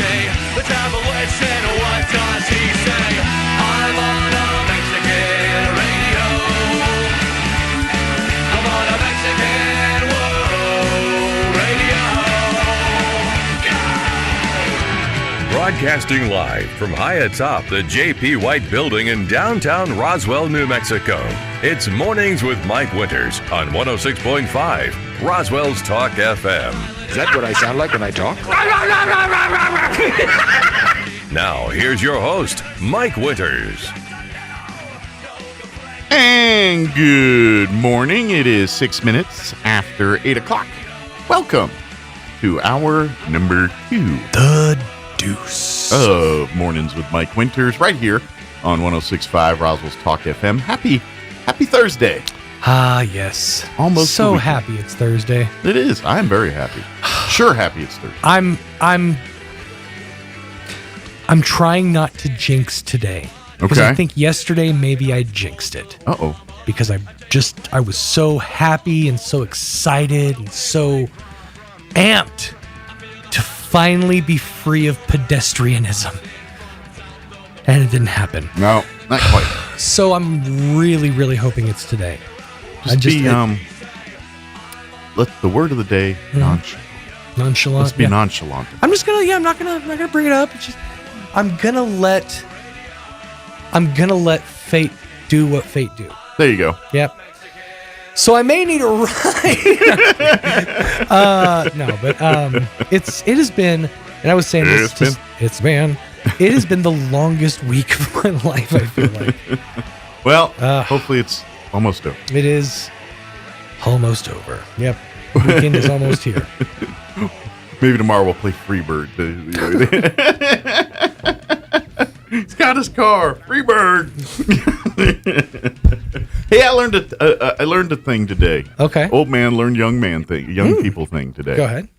I saw a clip online, and it was talking about a guy who was deliberately taking a girl on a bad date because she dry texted him. And I'm like, dry texting? What does that mean? And I was like, Is it like cold calling? Before I ask the young people in the office, let me scroll in the comments. And sure enough, first comment, what's dry texting? Apparently, the term dry texting means like when you like tell a whole story or tell a whole thing like on a text, and they respond with like cool or okay or K. You know, you basically you pour your heart out to them and they just respond with a K. That's dry text. That's dry text. Okay. Yes. I've kind of had the exact opposite thing happen. I'm pretty sure if you're a parent, your kids dry text you on a daily basis. Oh yeah. Yeah. Yeah, you're probably used to that. I've had the opposite happen to me where I'll like pour my heart out and then like realize, oh, I've made a mistake. I probably shouldn't have, said all those wonderful things to that person. Pouring my heart out essentially. You're right. And then I'll get back, I ain't reading all that. And that means they probably did, and they give me the benefit of the doubt. Yeah. Said, or literally, they was like, psh. I ain't reading that novel. You caught them in a headspace, but they're not going to read it, I ain't reading. But then they went novel. back and read it later. Oh, sure. But yeah, they ain't read it now. That's where it'll bite you. Yeah, but, later you'll get it. But yeah, no, that's I've had that happen to me as well, where I'll be like, I'll write a whole long diatribe. Not as if I'm somebody who writes, novels or long diatribes for people's birthdays or just for random posts. No, that's not me. But, and then, I'll get back like, that's really the cool story, bro, of responses. I don't have that as often. I'm probably more of the dry texter now that I think about it, because I'm kind of, all right, gotcha. I don't look at it, because I don't look at text as a form of long communication. Right. Like if you got a story to tell me, tell it to me. Don't text it to me. Right. Call me and tell me the story. But anyway, I would argue I could say that I've done dry interviews. Oh, absolutely. And I'm not trying name to names. Yeah, I'm not going to name names, but I will name a genre. Okay. Okay. All right. It doesn't happen as often on this show, but when I did the morning show in Artesia. Because it's a one school town, everybody's a bulldog, and so you can bring a lot of bulldogs on. Sure. Here we got a little more diversity. More Switzerland, Vatican City, a little neutrality in this town. But anyway, so I would interview very often the athletes, the baseball players, softball players, basketball players, not so much the football players, but the others. Anyway, I would constantly have those kids, and they're all 15, 16, 14, depending on, the grade and all that. And I would ask questions, and it would be a big, convoluted, 3-part, it was something I was trying to, but I'm also trying to lead them into an answer when I do it. And not, what I mean? I'm not trying to lead, but when I'm dealing with kids, I'm not talking politics. What do you do in your spare time? Yeah. Do you like to fish? Do you like to hunt? Do you like, stuff like that. Yeah. And I'd literally, I do this whole thing, and their whole answer is yes. Yeah. Well, care to extrapolate upon that? Tell us a little bit about your experiences therein. It's like, no, come on, dude. I mean, Yeah. I know it's morning, but let's wake up. Now, to keep the stereotypes going, the kids that were like in band or drama never had that problem. Nope. Because we just want to be heard. See, athletes get seen and heard all the time. Us band geeks, sometimes we have to cry out for our attention. The athletes, and I Yes. did that three-syllable purpose because I like to. Mhm. I think they want to be seen and not heard. Like they want their actions on the field or on the court or in the gym. Yeah. And when they're asked questions now, and let's also the way their brain is geared is towards different. We're drama kids. They're it's all about the emotion. It's all about the getting it, and so you can't do that with a sweet spin move. You got to do it talking. I always think back to that scene in the movie Bedazzled, where it's a good movie. It if is you've a never great. seen it. It's so it's Kids, if you haven't seen that one, go dust that off. because it's like so many mini movies all packed into one. Yeah. But the part where he's the athlete and he's giving the interview afterwards, and he's well, you go out there and you think you play good, you hope you play good. I think we played pretty good out there. He just gives. There's no I in team. And Right. Oh, he we go gets out all as the one man in, one man out. all the speak. Yeah. And it's just that's how an athlete's brain is wired, I think, But it's funny going back to the whole drama and band geek kids. It's not a coincidence that for an entire generation of people, if you go up to a piano and you hit one note, bong, everybody's going to stop and it's going to evoke when I was a young boy. It's just the entire generation. That was like an anthem for them. I get. It's no different than military people and stuff. Like if you're walking around and all of a sudden you start hearing like crackling of speakers, like something's you heard certain noises or tones, and it just instantly takes you to a place or to a thing. I'll be honest. For me, it's a different My Chemical Romance song that evokes that feeling. Oh yeah. If I'm like sitting there listening to a station and I hear they're gonna clean up your looks, I'm like, it's teenagers. This was my song. I loved that song. That was like my jam back in the day, and or anything by The Offspring, because I feel like they got me. The line in the song "Self-Esteem": "The more you suffer, the more it shows you really care." Yeah, that was me. I always get those get me when like hip hop or rap artists will take a beat from a rock song or something that's known in a big, and that I always get duped in those where like especially when it's like the first couple notes of the song, you're like, oh, it's gonna be Under Pressure. No, it's not. There's a song that samples Bad Moon, by Creedence Clearwater Revival. So the way the song it's a rap song, and the way it starts is down down ba down down. So you instantly are like, okay, it's gonna be Bad Moon Rising. Yeah. Feeling I'm living the life. Gotta feel it. Yeah. So it's like that's not the song you thought it was. Yeah. There's a few songs that get me like that, but I always. Nobody knows what it means, but it's evocative, provocative. It gets the people going. Well, I think I told the story that I remember reading on one of those things about the lead singer for System of a Down. Like literally, he was talking with some famous songwriter. And they were hanging out in a room, and I guess he was. I think it was "Wake Up," whatever that song. He was looking for a word or something, and the literally guy said, "Grab that dictionary around. Just go to a random page," and that literally gave him like the rest of the song. That's awesome. It's pretty good. But anyway, let me give you a little rundown for this hour of the show. Speaking of music, we're gonna talk music. Ooh, talk music real good. Yes. Yes. Yeah. You play jazz flute.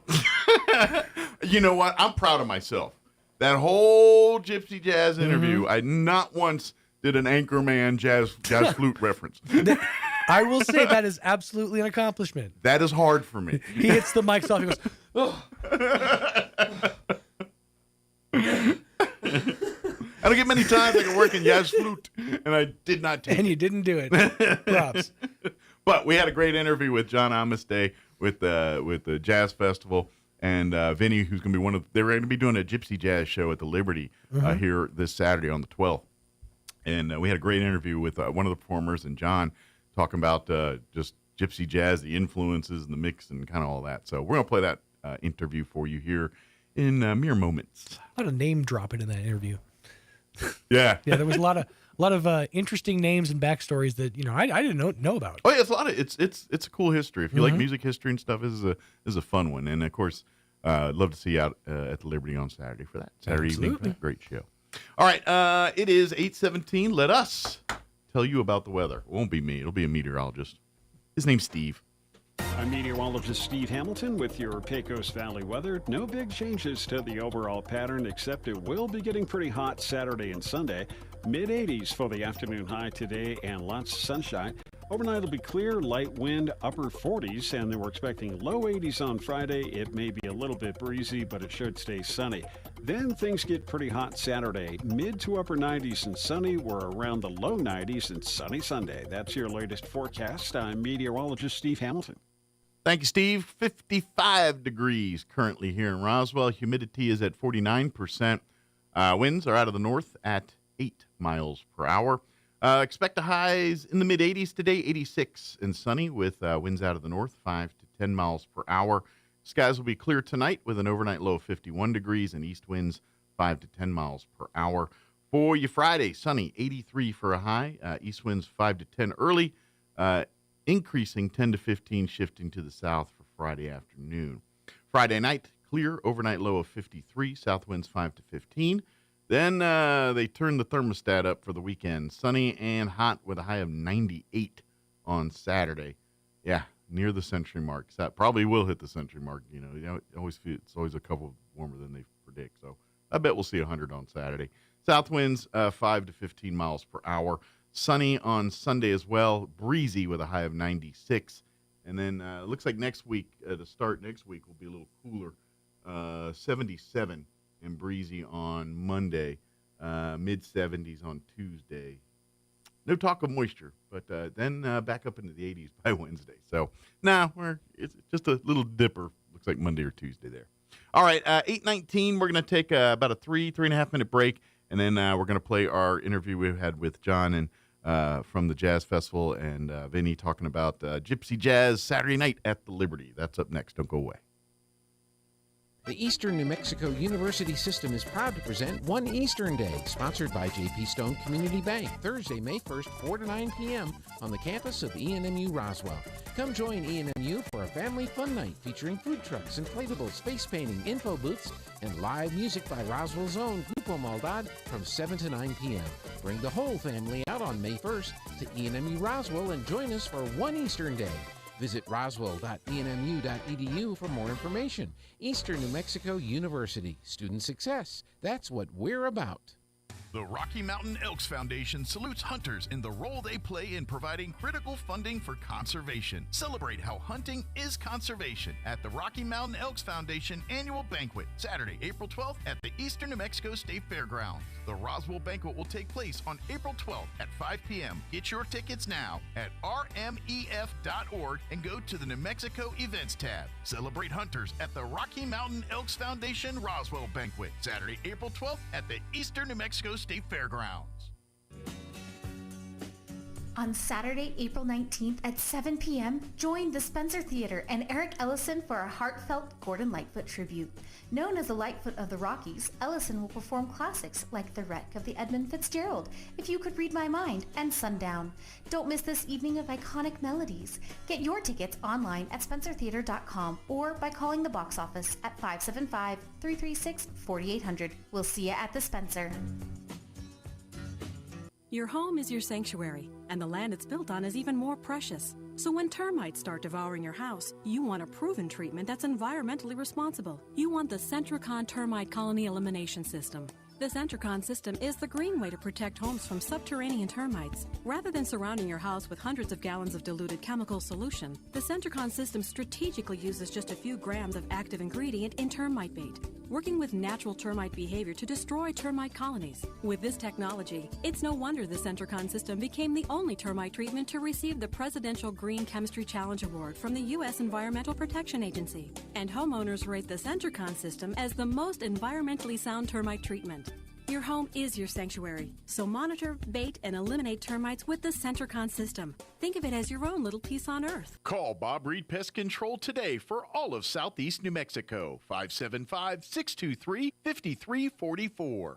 Hey, Roswell, during these unprecedented times when others are raising prices, Roswell Ford is lowering ours with employee pricing for everyone. So you pay what we pay. Only at Roswell Ford. Make no payments for 90 days. Upside down in your current vehicle and want out early? Roswell Ford can help you get out of your trade, even if you owe thousands more than it's worth, regardless of make, miles, or condition. So you can pay what we pay today with employee pricing to all customers on new Ford cars, trucks, and SUVs.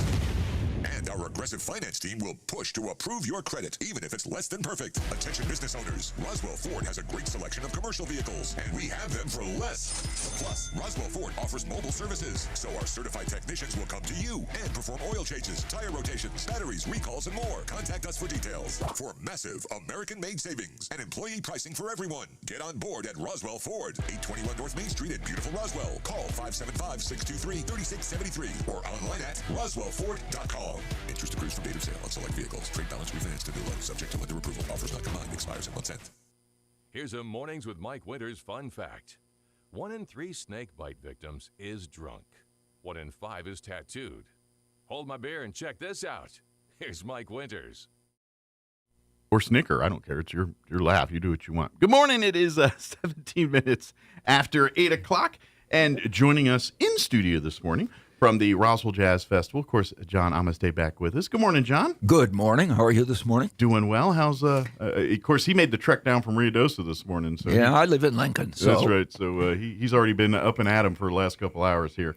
And then also joining us on the phone this morning, two of our musicians that you're going to be able to enjoy here on April 12th. Which the Roswell Jazz Festival is going to be doing their Gypsy Jazz night at the Liberty here April 12th. And two of our three musicians you're going to get to enjoy on that night. Joining us on the phone as well, Adrian Chevalier and Vinny Raniolo. Did I nail them on the pronunciations? Yeah, you said it right. Nice. You just have to use your hands when you say it. I do. I'm working. You know, I'm a pretty hands guy, but I needed a pen and a paper, so I can't multitask. Well, first off, good morning, gentlemen. Now they're a couple hours east of us here, so back in New York City this morning here, where that's your normal stomping grounds. Where I'm going to take a stab. You guys are pretty much probably in some club playing jazz on a, if not nightly basis, at least 4, 5, 6 nights a week, right? Yeah, we played last night. Nice. Yeah, and we're playing tonight. Good deal. Yeah. I'm curious. Yeah, so do you normally see 10 a.m. East Coast time? Or are you guys usually asleep by this? Well, it's better than your 8 a.m. that you have over there. So at least we got a little sleep. That's true. Fortunately, not in California. Otherwise, it'd be really early right now. So, but yeah, exactly. But this is something I was kind of talking with folks here because when I was mentioning, I said if folks, because obviously people. Not a lot of people have a deep knowledge of gypsy jazz or they can't bust out their favorite gypsy jazz tune. But I would like to say that, like, if you're a fan of guitar music, I don't care if it's rock music or classic guitar or flamenco or whatever it is, I feel like gypsy jazz is kind of this fusion of all things guitar. Is that a pretty close comparison? Yeah, guitar. I think strings in general, with the upright bass and the violin. I just think the strumming, the intense. They call it the La Pompe type of strum. The fact that there's no drums, and all the rhythm is created by the guitars and the percussiveness of the attack of the strings. So yeah. For me, it creates just a whole, don't get me wrong, I like a drum as much as the next guy. But with that, I just feel like you can go in different directions quicker, if that makes sense with music. Does that make sense at all? Like with drumming and stuff, there's always a tone and a beat, and it's always that in music too. But I feel like with your string instruments, your guitars, your bass, you almost can kind of change that up quickly. And does that make sense at all? What I'm trying to say? It just feels like you follow rules or break rules a lot quicker in gypsy jazz versus other forms of music, if that makes sense. Yes, we do. We do break rules. That's for sure. Fast tempos, breaks. Everything that I think you kind of hear the nuances of the instruments. Sure. A little more, and not to diss any drummers, but I think that when the drummer is playing on the ride cymbal, it kind of gets in the way of certain frequencies that you normally that kind of encompass the string sound. So with the lack of the drums, you definitely have a lot more freedom. Sure. For sure to hear all those little nuances, and that inspires you to do to play a certain way that you wouldn't with the drums. With gypsy jazz, when I started playing it, it was kind of like it felt like it was like the bluegrass. Like the way that we have bluegrass here in America. Yes, the bluegrass of Europe. Yes, that's a good. I was trying because I'm listening to him like, man, I hear like flamenco, and I hear, you know what I mean, that real that classical guitar. You hear a lot of that, and I'm like, you know what? It's like European bluegrass. That makes sense. That's absolutely where it kind of like it's bluegrass with an accent. Yeah, and the fact that really, I mean, we use amplification in certain venues, to enhance to make the sound louder. But really, the best way to perform this music is purely acoustic. Sure. So maybe put some microphones. Django's guitar was really loud. Stefan's violin. They were playing. They definitely were able to resonate for sure and get a big sound. Sure. I would guess if people have heard of, I would say like Django Reinhardt would be kind of the Joe Montana of gypsy jazz, or like you'd say the Dizzy Gillespie of gypsy jazz. Say that 3 times fast. But it's so like if people may have heard that name and they may not even know that it's attached to gypsy jazz, but Django Reinhardt, if you know any kind of music and of the era and everything, that's a household name, and so, but do people associate it with gypsy jazz, or they just kind of lump it with all the jazz? I'll let Adrian answer this. Yeah. The Frenchie. So Django basically created gypsy jazz. So you can't talk about gypsy jazz without talking about Django. Gotcha. Without him, there is no gypsy jazz, basically. Exactly. So, I'm sorry. Go ahead, John. And in one sentence, who was Django Reinhardt before he became the patron saint of gypsy jazz? Django was a gypsy, a guitar player, and he lived in Paris in the 30s. And so he started playing banjo and playing music in all the clubs in Paris. And then when jazz arrived in France, in Paris, he started, created his own sound. Gotcha. Oh, you know what? If you don't mind here, John has given me I've got a little. We can play a little clip of Django Reinhardt here. This is a live. This is from him, a live performance he did back in 1945. So, nice. Would this be more modern Django, or is this kind of right in the heyday of his career? Right in the middle. Gotcha. Okay. Here, I'm going to shut up and let folks take a listen here.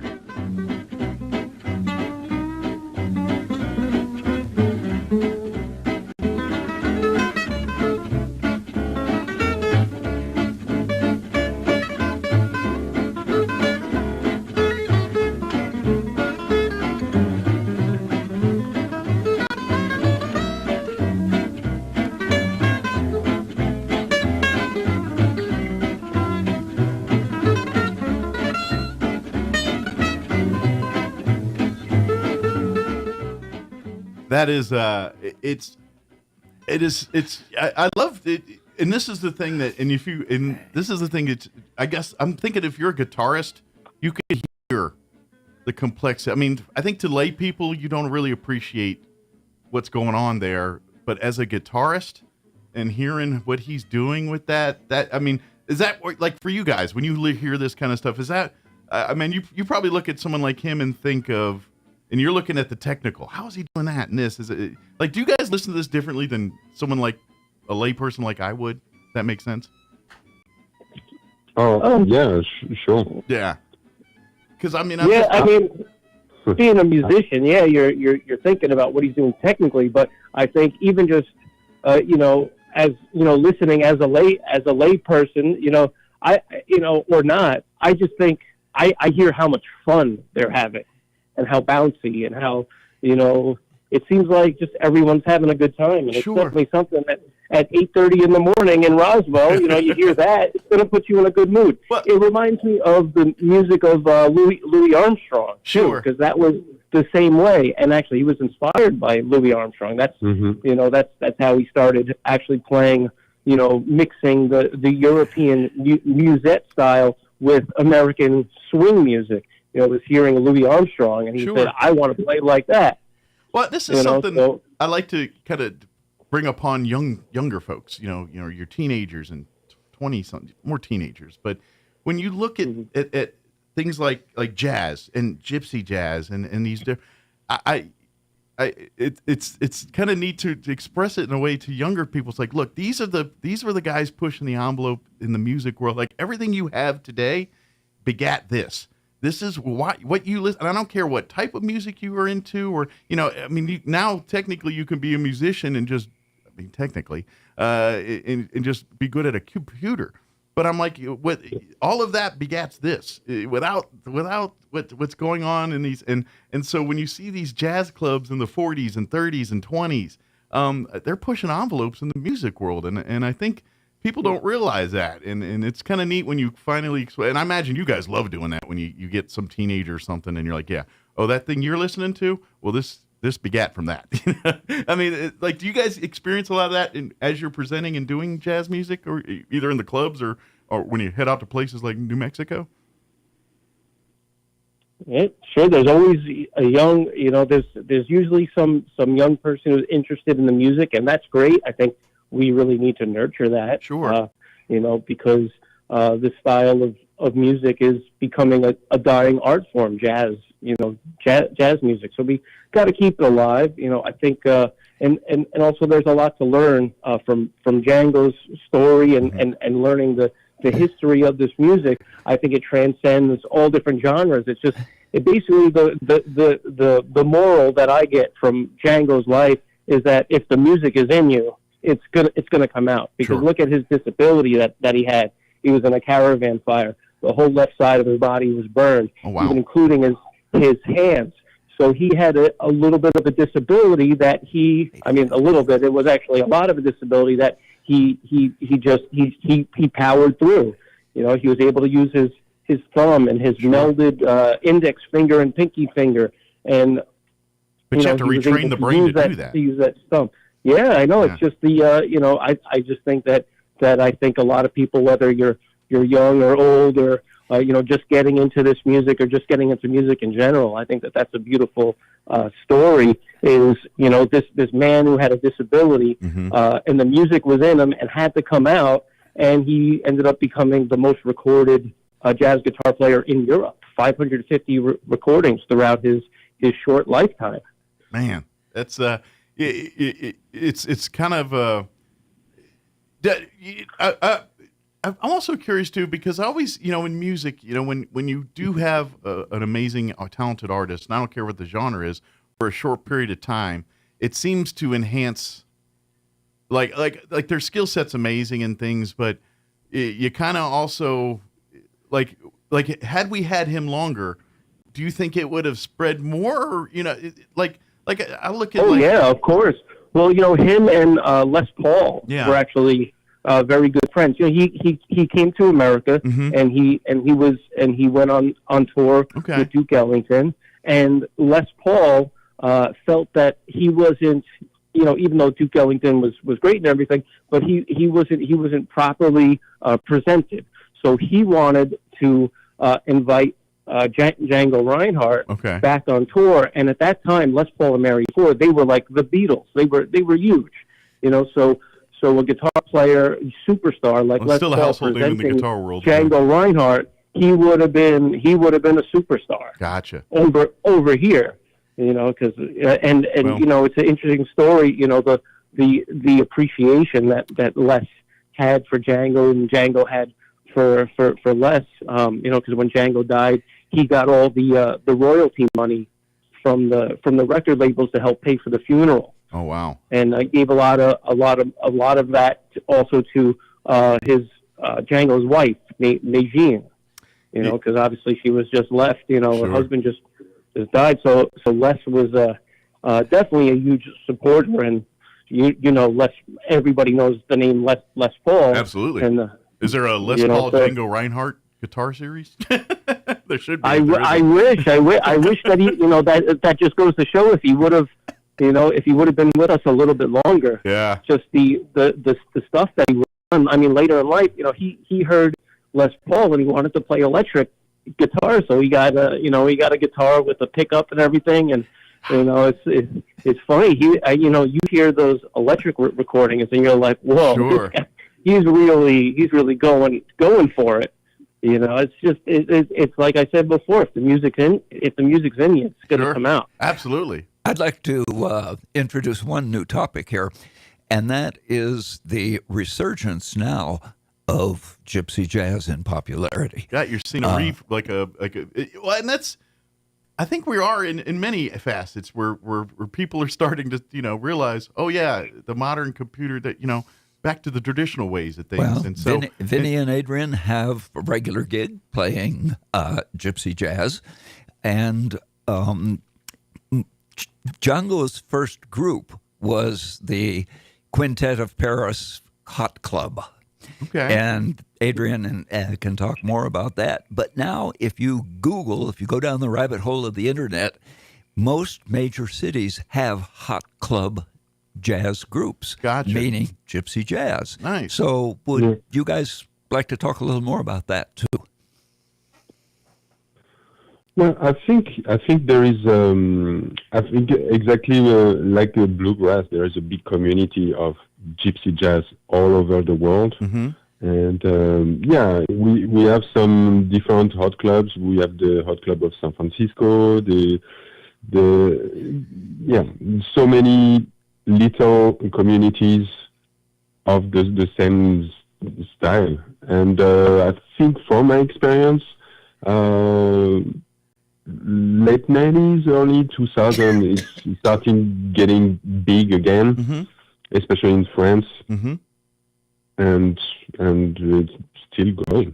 I think. For you two, where was gypsy jazz your window into music, or what got you into music? And how did your path to gypsy music come? If it wasn't there originally, how did your path bring you here? So for me, both my parents are classical violinists. Okay. So I followed the family tradition, playing violin. Okay. And then, I think the Django Reinhardt gypsy jazz is part of the French culture. So I listen to that. So I gotta ask. My childhood. I gotta ask, because being down here in the country parts in New Mexico and all that. When does that violin cease to become a violin and call it a fiddle?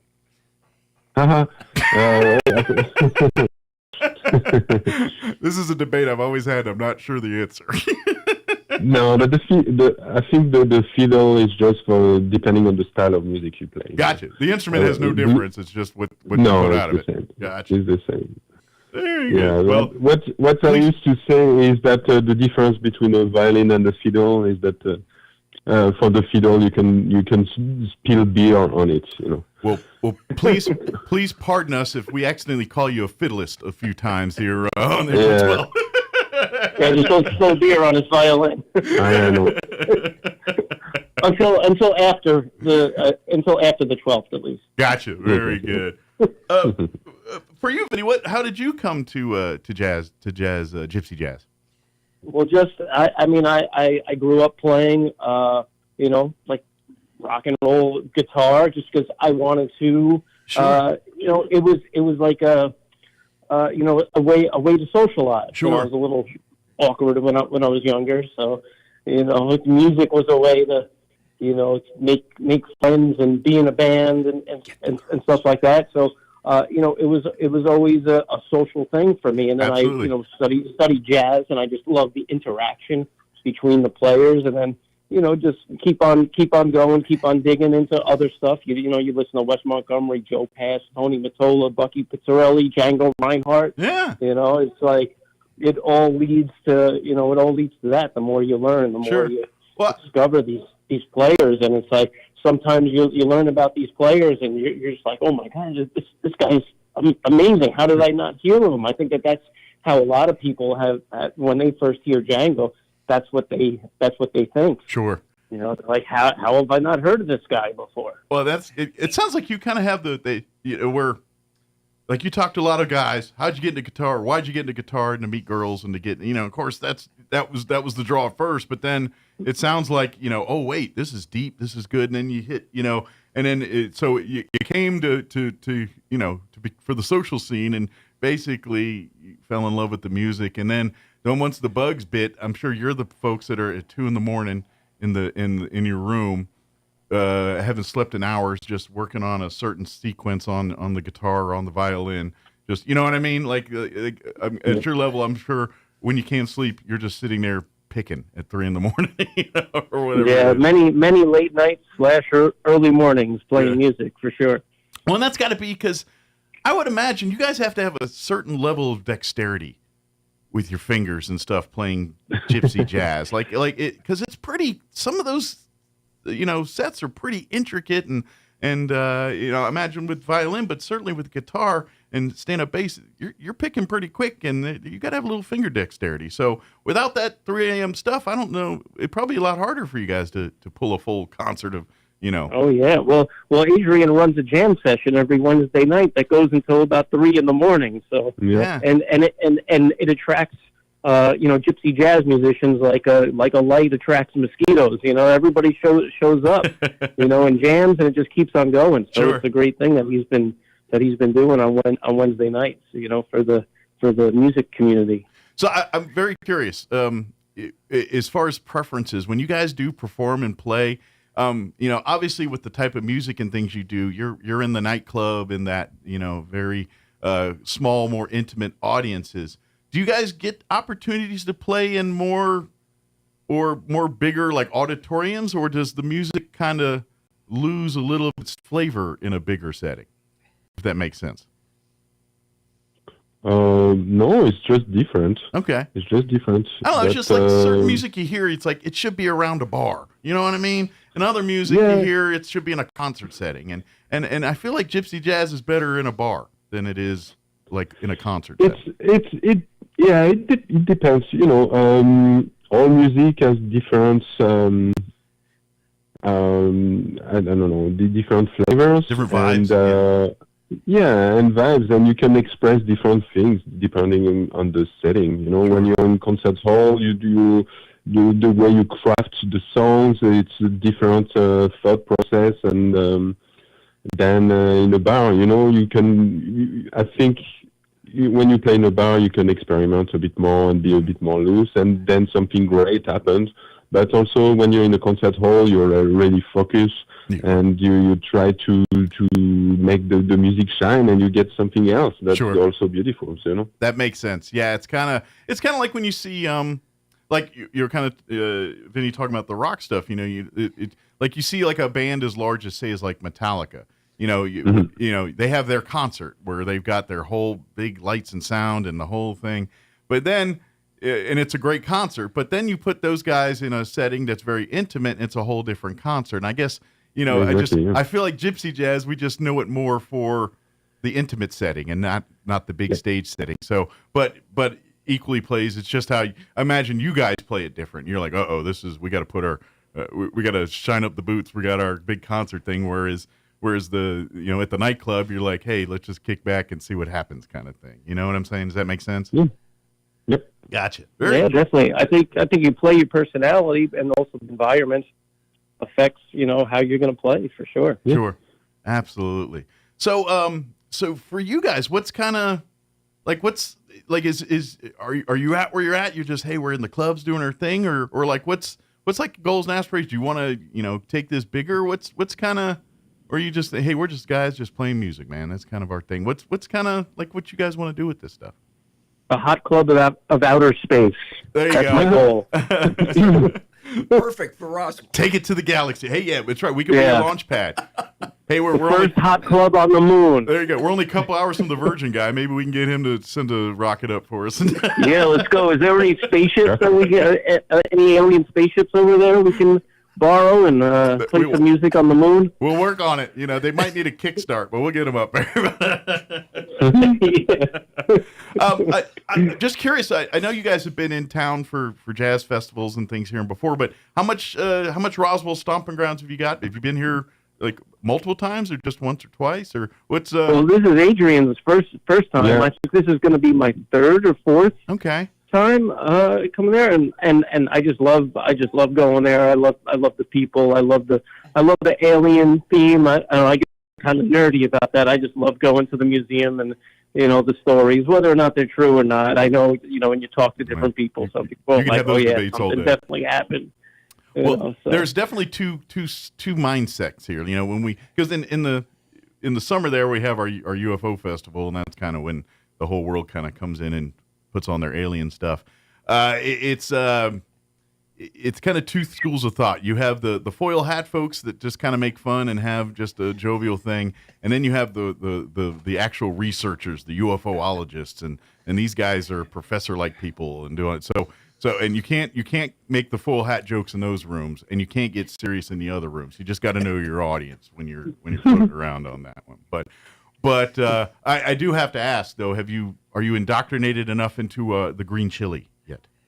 Oh, I love the green chili. That's going to be one of the first things that I do when I get there. Yeah. You get kind of spoiled once you have it here, and then you go to other places and they claim Colorado. But we know that's not the real story. Yeah, I'm looking forward to taking in there and seeing his reaction to coming to Roswell for the first time. Yeah, super excited. Well, hopefully April. Hopefully, I think the weather's going to be a little nicer next week than it is this week. I was looking like next Wednesday. We're supposed to be back in sunny and 80s, back to what normal people from New Mexico sounds like. So,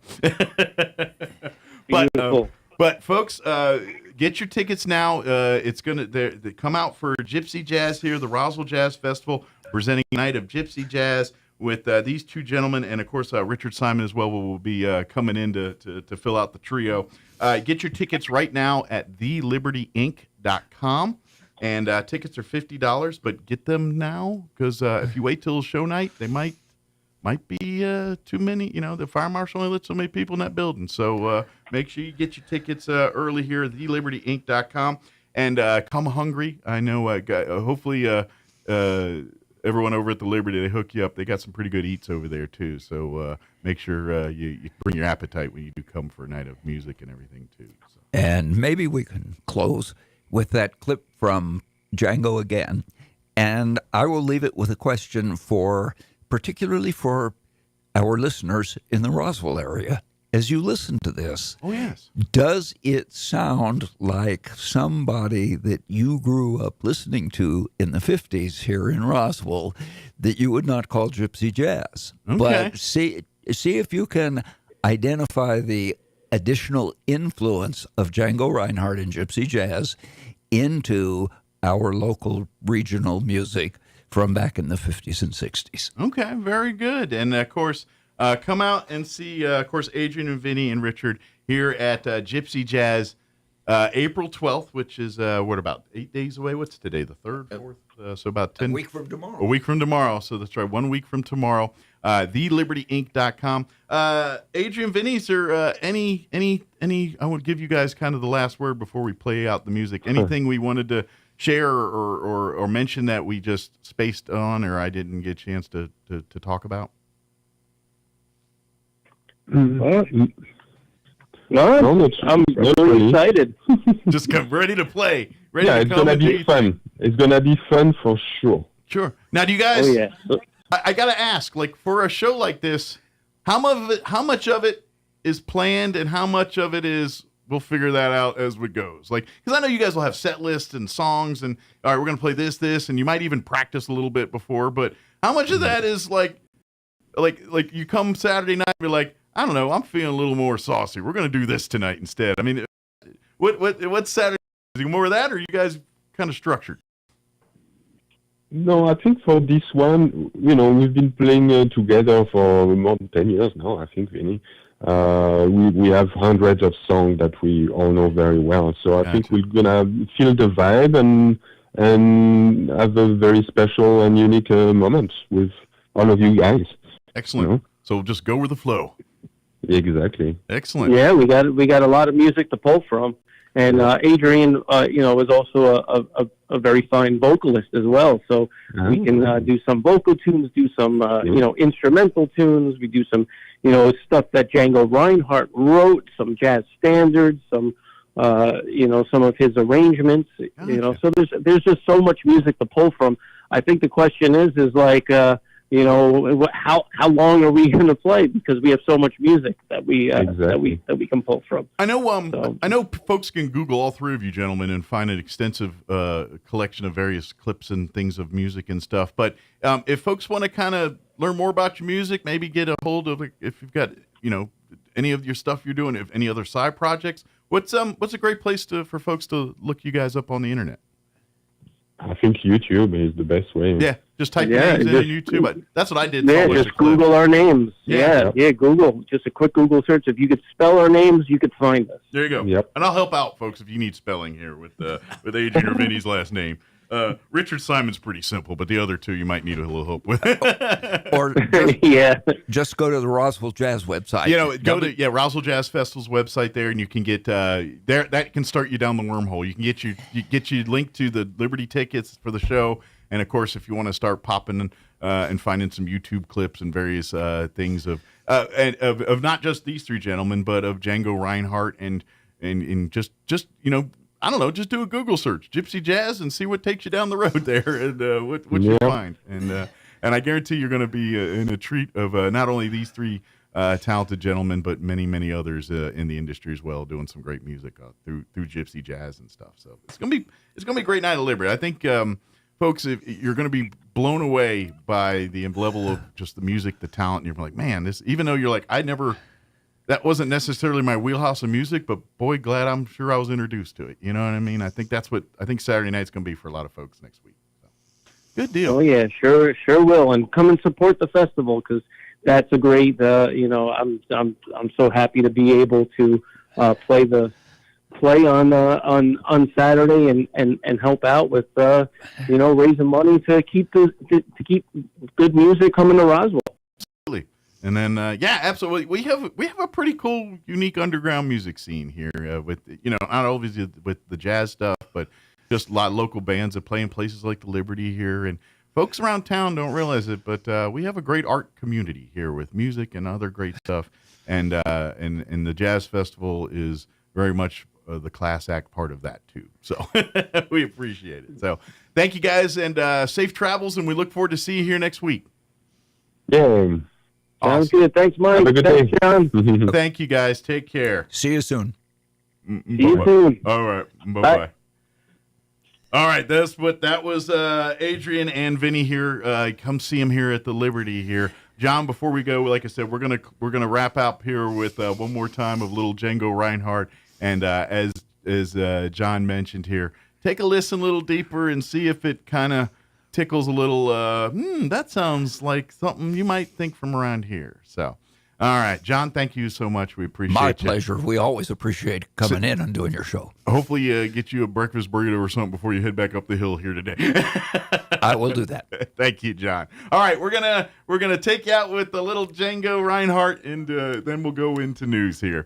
Don't go away. You're listening to Mornings with Mike Winters. Stick around. Hold on. I got to multitask. I was going to hit a space bar, but I don't think that works.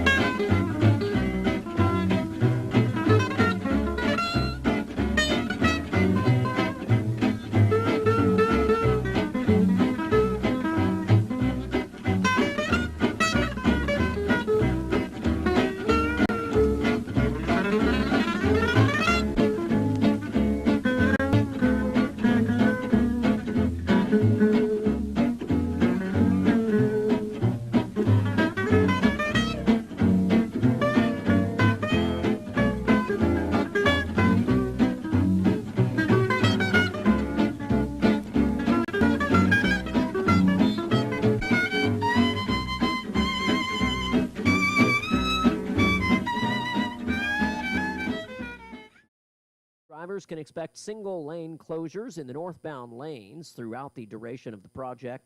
Plan accordingly for potential delays beginning today. And the New Mexico Department of Game and Fish says it has secured a bright future for the Rio Grande cutthroat trout. The effort culminating in the U.S. Fish and Wildlife Service recent decision that the species does not warrant protection under the Endangered Species Act. The Rio Grande cutthroat trout is New Mexico's state fish. It's native to high-elevation streams in New Mexico and Colorado, including watersheds of the Canadian, Pecos, and Rio Grande rivers. You're up to date. I'm Jared Sorello. All across America, this is the Red Apple Audio Network's Market Report. I'm James Flippin. U.S. stocks surged higher yesterday. The Dow closing up 2,900 points. The S&P 500 posting its biggest gain since 2008 as President Trump announced following negotiations and amid ongoing talks with nations, reciprocal tariffs will be paused for 90 days. An immediate 10% reciprocal tariff imposed instead. And that said, China faces even higher tariffs at 125%. Treasury Secretary Scott Bessent confirming the pause as negotiations continue. Sector tariffs remain in place, not impacted at this point. But generally speaking, stocks have been under pressure for weeks and sold off following the imposition of tariffs April 2nd. Some predicting a recession as a result of all that, but really much of that recent loss regained during yesterday's big rally. Tech giant Apple, AI chip darling NVIDIA, e-vehicle giant Tesla, big box retailer Walmart, all among the day's big winners. And in terms of economic data, the Fed's most recent minutes show the central bank remains worried about simultaneous higher inflation and slower growth. With business, I'm James Flippin. This is the Red Apple Audio Network's Market Report.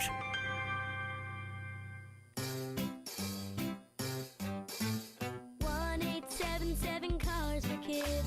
KARS Cars for Kids. 1-877 Cars for Kids. Donate your car today. Donate today at carsforkids.org. Your car, running or not, could be picked up as soon as the next day. No title, no problem. Go to carsforkids.org today. 1-877 Cars for Kids. Donate your car today. Now accepting donations of land, homes, buildings, or any kind. Bill Cunningham is now in Roswell on 106.5 FM, KEND Roswell. News this hour from townhall.com. I'm Rasmussen. The Wall Street's elation triggered by President Trump's tariff pause has faded somewhat. Following yesterday's stunning rally, this morning stocks are sinking. The president paused for 90 days the steep tariffs imposed on most of America's trading partners. The exception here is Communist China. Tariffs on Chinese imports have been boosted to 125% because Mr. Trump says Beijing has not acted in good faith. The president's agenda may take another step forward today thanks to the Republican-led House and Speaker Mike Johnson. I'm happy to tell you that this morning I believe we had the votes to finally adopt the budget resolution so we can move forward on President Trump's very important agenda for the American people. The vote was postponed last evening as some Republicans complain that the bill falls short on deficit reduction. Inflation still rose last month compared to 1 year ago, although at a slower pace, 2.4% increase according to the latest Consumer Price Index. Former Arkansas governor, Baptist minister, and political commentator Mike Huckabee confirmed by the Senate to serve as a new U.S. ambassador to Israel. Congratulations to Mike Huckabee. President Trump signed Huckabee's commission Wednesday afternoon. He's going to be fantastic. He's going to bring home the bacon, even though bacon isn't too big in Israel. Among the challenges facing the new diplomat are the effort to end the Israel-Hamas war in Gaza, the conflict with Hezbollah in Lebanon, and threats posed to Israel by Iran. Jennifer King, Washington. Investigators getting to work trying to pinpoint the cause of the deadly nightclub roof collapse in the Dominican Republic. The death toll has risen to 218. Hopes of finding any more survivors begin to fade, although the search for victims goes on amid the debris. Watching Wall Street, the Dow is down 965 points, while the NASDAQ 593. More on these stories at townhall.com. Message from the Diabetes Solution Center. Do you like pricking your fingers to test your blood sugar levels? No one does, but it's important to maintain your health. And now, by wearing a small remote device called a continuous glucose monitor, or CGM, you don't need to prick your fingers anymore. It's easy to use and helps you make more accurate diabetes treatment decisions. If you are testing your blood sugar 3 or more times daily, injecting insulin, or using an insulin pump, call the Diabetes Solution Center right now. And if you have Medicare or most major insurance coverage, you may be able to get a new CGM at little to no out-of-pocket cost. Shipping is free, and we'll even bill your insurance company for you. If you are testing your blood sugar 3 or more times daily, injecting insulin, or using an insulin pump, call the Diabetes Solution Center right now to learn how to end the painful finger sticks and get your own continuous glucose monitor, or CGM, at little to no out-of-pocket cost. A so-called micro-moon will grace the night sky this weekend. A micromoon is when the full moon will look slightly smaller and dimmer, but the change may be tricky to spot with the naked eye this weekend. The phenomenon happens when the moon is at a point farthest away from Earth. It's opposite to a supermoon, where the moon swings close to Earth and looks a bit larger. To see the micromoon, go outside and look up. Supermoons and micromoons only happen a few times a year. Another micromoon will grace the skies in May. I'm Haya Panjwani. South Korean opposition leader Lee Jae-myung, widely viewed as a front-runner in a presidential by-election triggered by the removal of President Yoon Suk-yeol last week, has officially announced his presidential bid. Lee is vowing to spur economic growth as a way to unite a sharply divided country. Yoon was removed from office last week over his ill-fated imposition of martial law. News and analysis, townhall.com. A young woman, the victim of a vicious shark attack, hopes to help others avoid such a fate. An Alabama teen who narrowly survived a fierce shark attack last year is asking her state's lawmakers to support the creation of a new alert system. The Alabama legislature would establish something similar to the Amber Alert system, which would notify the public when there's been an unprovoked shark attack nearby. 16-year-old Lulu Gribben was one of 3 people bitten by a shark on a single day last summer. She lost her left hand and part of her leg. Gribben said she wouldn't have ventured into the water that day had she known of an earlier shark attack just down the coast. Keith Peters, Washington. Secretary of State Rubio and the attorney for a U.S.-Russian dual national jailed in Russia on treason charges says she has been freed in a prisoner exchange between Moscow and Washington. Earlier today, Rubio said she was on a plane back home to the U.S. More on these stories, townhall.com.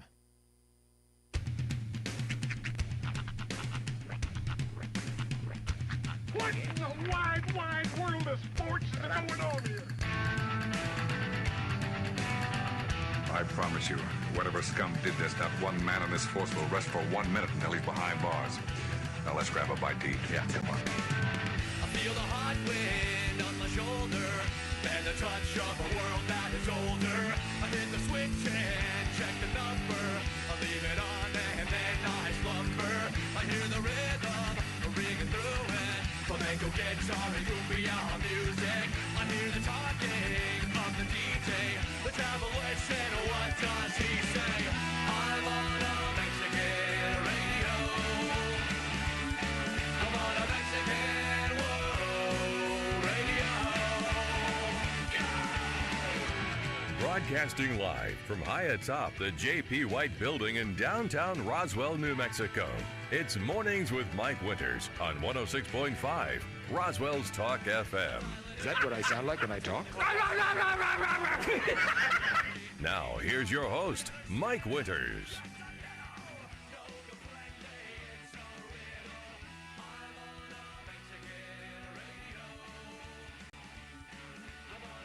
And good morning. It is 6 minutes after 9 o'clock. Welcome to hour number 3. Dressing urinals. Roswell's Talk FM. Happy Thursday. Yes, indeed. Feels close. I'm ready for the weekend. It's very much like the hours are different. Like I thought last hour was 9 o'clock. And was ready to get on and do my my sign off. Like, He's like, see you tomorrow, everybody. No, oh wait, it's only 8 something. I mentioned something before the show to Mike. Okay. And it's one of the weirdest headlines I've ever heard or read in my entire life. And this is sort of what I woke up to this morning. So the wife of the bassist. And I saw a news report. This is crazy. So the wife of the bassist of the band Weezer. Yeah. The guy's name is Scott Schreiner. His wife was shot by police and booked for attempted murder. In a apparent home invasion, right? A home invasion / I guess, escape. They keep saying hit and run. I kept seeing the term hit and run. Essentially, some dude was in some kind of incident on the freeway. I didn't flesh out the story at all. But some guy was involved in some kind of incident on the freeway, crashed his vehicle, ran away from the scene of the crash in just his underwear. The guy ran into their neighborhood and I guess was like hiding from police or something. So the woman, wife of the bassist, went inside, got her gun, and I guess shot the guy for in self-defense. And the police saw her with the gun, thought that she was the problem, and shot her. Yeah. And took her in and I guess charged her or charging her with attempted murder. I feel like this one's gonna. One's got to imagine there's got to be some kind of like homesteader rule or. Oh. Yeah. It's California. It's LA, yeah. It's LA screws up everything, so they always book the wrong person. Have you not paid attention? That's fair. If you're not watching Netflix. It says when officers were in the rear of a home where a suspect was last seen running, they saw a female who was later identified as Schreiner's wife in the yard of the home. Weird story. So she was ordered to drop the weapon numerous times by law enforcement. However, she refused. Is she what kind of condition is she in? Like, is she like I guess going to be okay, fine. or is she? Says Jillian then allegedly pointed her gun at the officers. I'd love to see some chest cam of that before police shot her. She retreated back inside her home, later exiting and being taken into police custody. According to LAPD, LAFD paramedics transported Jillian to a hospital where she was treated for non-threatening, life-threatening gunshot wounds. Gotcha. Okay. So she'll be fine. She'll be okay. Yeah. Interesting. They shot below the waistline, essentially, like they say, so you don't get attempted murder. Well, depending on where you hit them. Yeah. Sean Taylor, former safety for the Redskins, he was hit in the leg. Femoral artery. Yep. Yep. That's not always the best place. They canceled. This is an old O&A bit they wanted to do. They were going to do something called staple gun roulette. Just sounds bad from the jump. Yeah, it was, the lawyers got involved. Basically, they were going to have listeners come in and staple gun their thighs, and only one would have staples, and each, they were to knock musical chair style. But that got shot down because somebody could staple their femoral artery and bleed out. Look, I'm all for fun, but that's what's fun in that? Hey, they didn't get to do it. I know, but even still, I don't want to participate in it. I don't want to watch it. I don't want to hear about it. It just is cringe. It's just why? Yeah, staple guns make a really harsh sound when they're I don't mind. activated. I love a good stunt as much as the next one, but when you're doing that kind of thing, yeah, that's definitely a step too far. You start lighting yourself on fire or torturing yourself. That's just crazy. But yeah, just like I woke up and was just doom scrolling on Facebook, and that headline popped. I'm like, that's a lot of things to happen all at once. About later, I saw like a news story clip from it. Yeah, that's insane. I haven't thought about Weezer in years, and I was like, wow. I like to think that he showed up, her husband, and said, "What's with these homies dissing my girl? Why do they got a front? What did we ever do to these guys to make them so violent?" Ooh, ooh. Yes, I know every six word. Weezer fans got that one. Yes, and for them, that joke had everything. I know every word to every song off the Blue album. It was like my one of those theme albums of my childhood. So I don't know if that's a flex or it's not a flex. It's really not. When one of your favorite childhood band's first name is the lead singer's first name is Rivers, it ain't a flex. It's like when I yell out, "I know the words to the song from Revenge of the Nerds." No one really wants to, I also know most of the words to a Goofy movie, but that's, again, not a flex. It's just I didn't have a lot of friends growing up. Peel back my brain. There's times of the day where, even to this day, I'll be walking a portion of my day We're manly men in tights. We roam around the forest looking for fights. You know, that whole song. It's, yeah, there are those moments. We may look like pansies, but what did you say? Where we will put out your lights. Yeah, I know the song. And this is coming from a guy who's not a fan of musicals. Unless Mel Brooks did them. Yeah, that is fair. Yeah, no, I'm also that guy though, and I've had to warn exes and friends in the past that I have to fight the urge to quote the movie while I'm watching the movie. Yeah. Like, I'm going to be that guy that's going to annoy you because I'm going to say the line while they say Especially it. with Mel Brooks movies. Those get me every time. Ludicrous beat. Oh, sorry. It's next to impossible to watch Monty Python and the Holy Grail with band kids. It's next to impossible. Because they're just going to say every line to each other. I would say in my some of my circle of friends, it would be equally impossible, especially if you're, meaning a life or I fought your general direction. Any of those lines come up, we're quoting. Merely a flesh wound, all of that stuff. It's wafer thin. Yeah, all of that. I like to quote these are in my head all day. I always like to quote the Surfs. I didn't vote for him. And now for something completely different. Segue. Crystal Noble going to join us from the Humane Society here. Give us an update on what's going on there. Before we do that, though, let's get you up to date on the weather. I'm meteorologist Steve Hamilton with your Pecos Valley weather. No big changes to the overall pattern, except it will be getting pretty hot Saturday and Sunday. Mid-80s for the afternoon high today and lots of sunshine. Overnight it'll be clear, light wind, upper 40s, and then we're expecting low 80s on Friday. It may be a little bit breezy, but it should stay sunny. Then things get pretty hot Saturday, mid to upper 90s and sunny. We're around the low 90s and sunny Sunday. That's your latest forecast. I'm meteorologist Steve Hamilton. Thank you, Steve. Currently 63 degrees here in Roswell. Humidity is at 34%. Winds currently out of the north at 12 miles per hour. 86 and sunny for today. Winds will be out of the north at around 10 miles per hour. Tonight, skies will be clear. Overnight low of 51 degrees with east winds 5 to 10 miles per hour. Friday, 83 and sunny. Winds a little breezy for the afternoon. East winds early 5 to 10, shifting to the south 10 to 15 for the afternoon.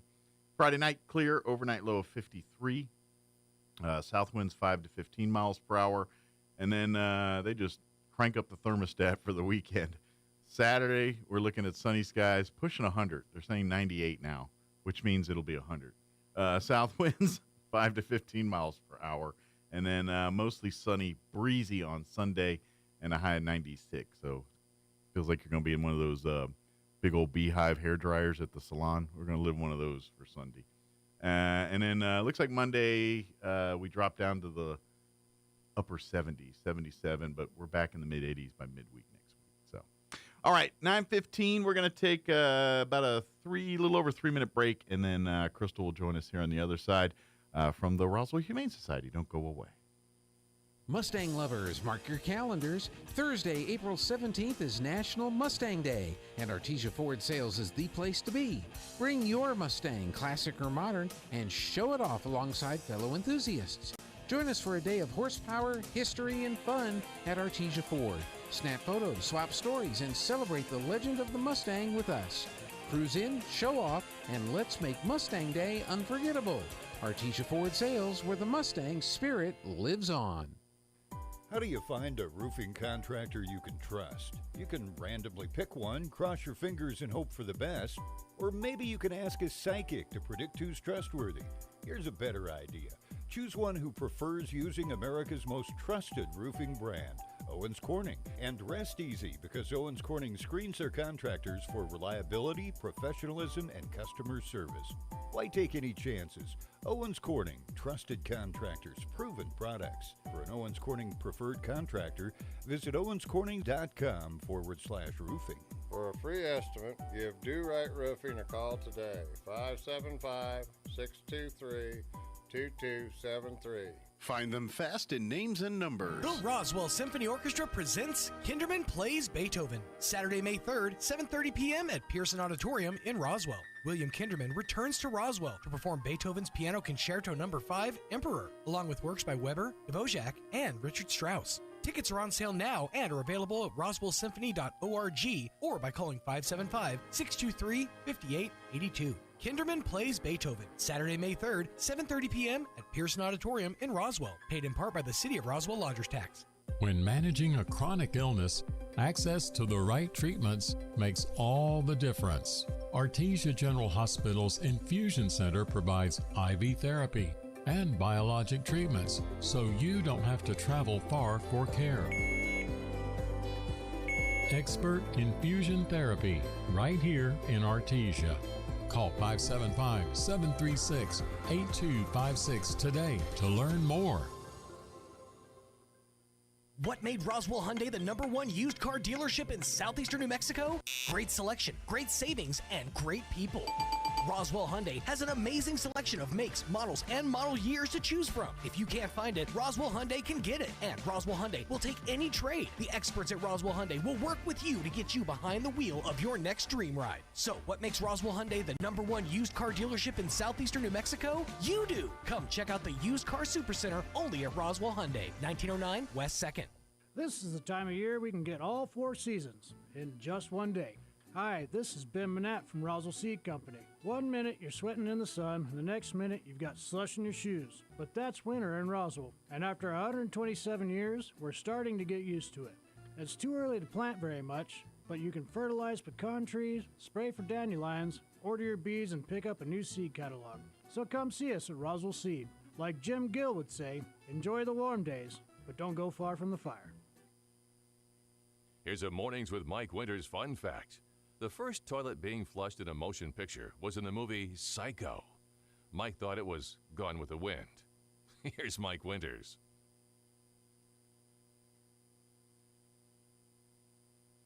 And good morning. It is 19 minutes after 9 o'clock. And joining us in studio this morning, wearing her Humane Society hat this morning, Crystal Noble back with us. Good morning. Good morning. How are you doing today? Stuffy. Yeah. Allergies. I was having headaches and stuff yesterday with that. It started yesterday, and this morning I was like, ugh. Yeah. Trade off for warmer weather, I guess. The bloomin'. Which, believe it or not, animals get allergies and stuff too. I've seen cats get sniffly, dog get sniffly. They I don't know if they get it to the level we do, but they do get allergies and stuff. Certain breeds are very prone to allergies. Yeah. Like I imagine those pushed-in nose type breeds are all probably very and your dogs susceptible. with the beautiful coloring, like your Dapples, your Merles, they're all very sensitive to allergies. Your solid gray dogs. Interesting. I wonder what the colors got to do. I wonder if it's just what's in the dander or something. I don't know. But I have 2 of them at the house that suffer regularly from allergies and are on daily medicine for it. So if you do have allergy-prone animals, you probably do a little extra precaution. Don't tracking things into the house, especially if it's indoor cats. I mean, dogs, they go out, but your cats do it.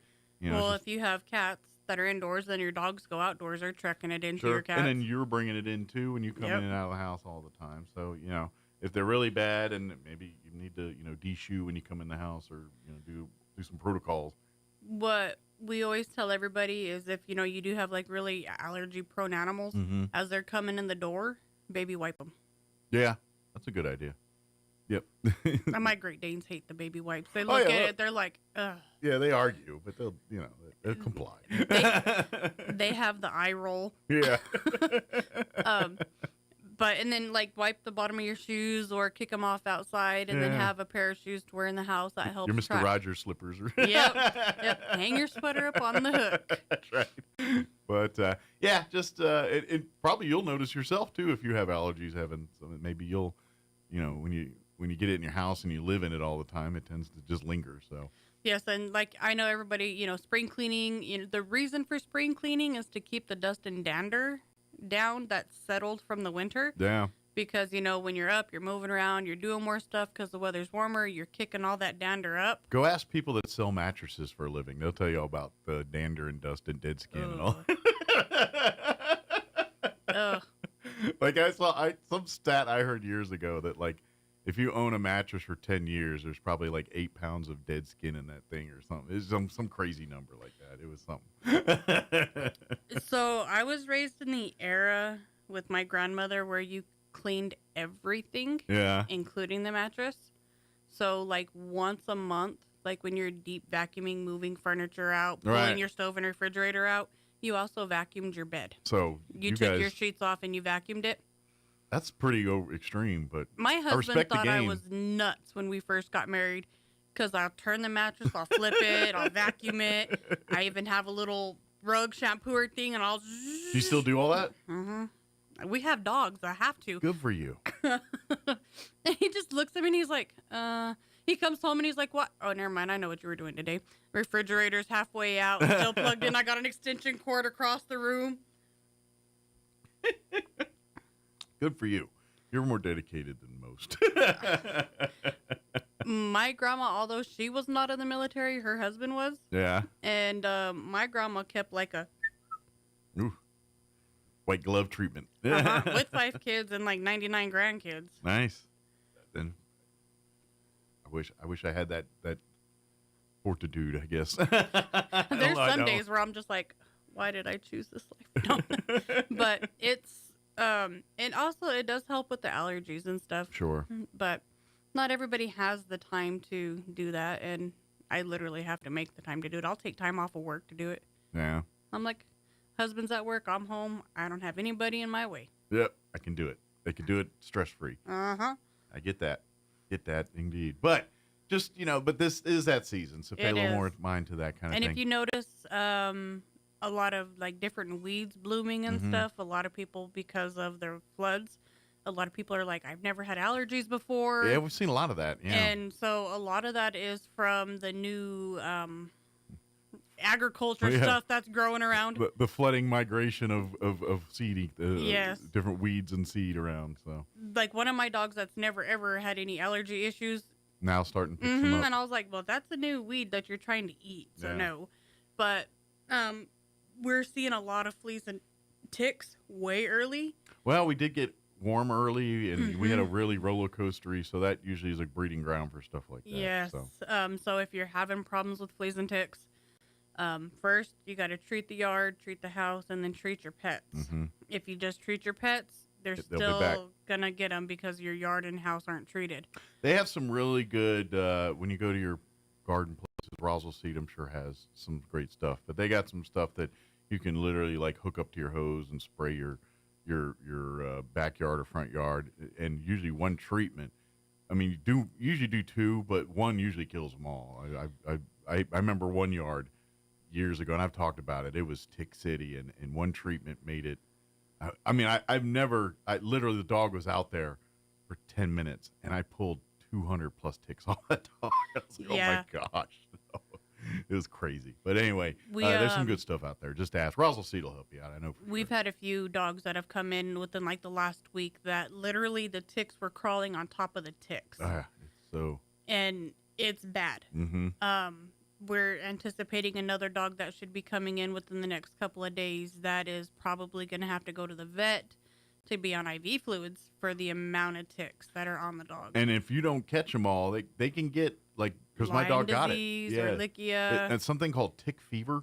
And that's what my dog, because matter of factly, I thought I got them all. And I guess I missed one that got into the darkest places of the dog. Between the toe pads, underneath the pads, I think this in the one, armpits. Yeah, this one went backside, inside. Oh, yeah.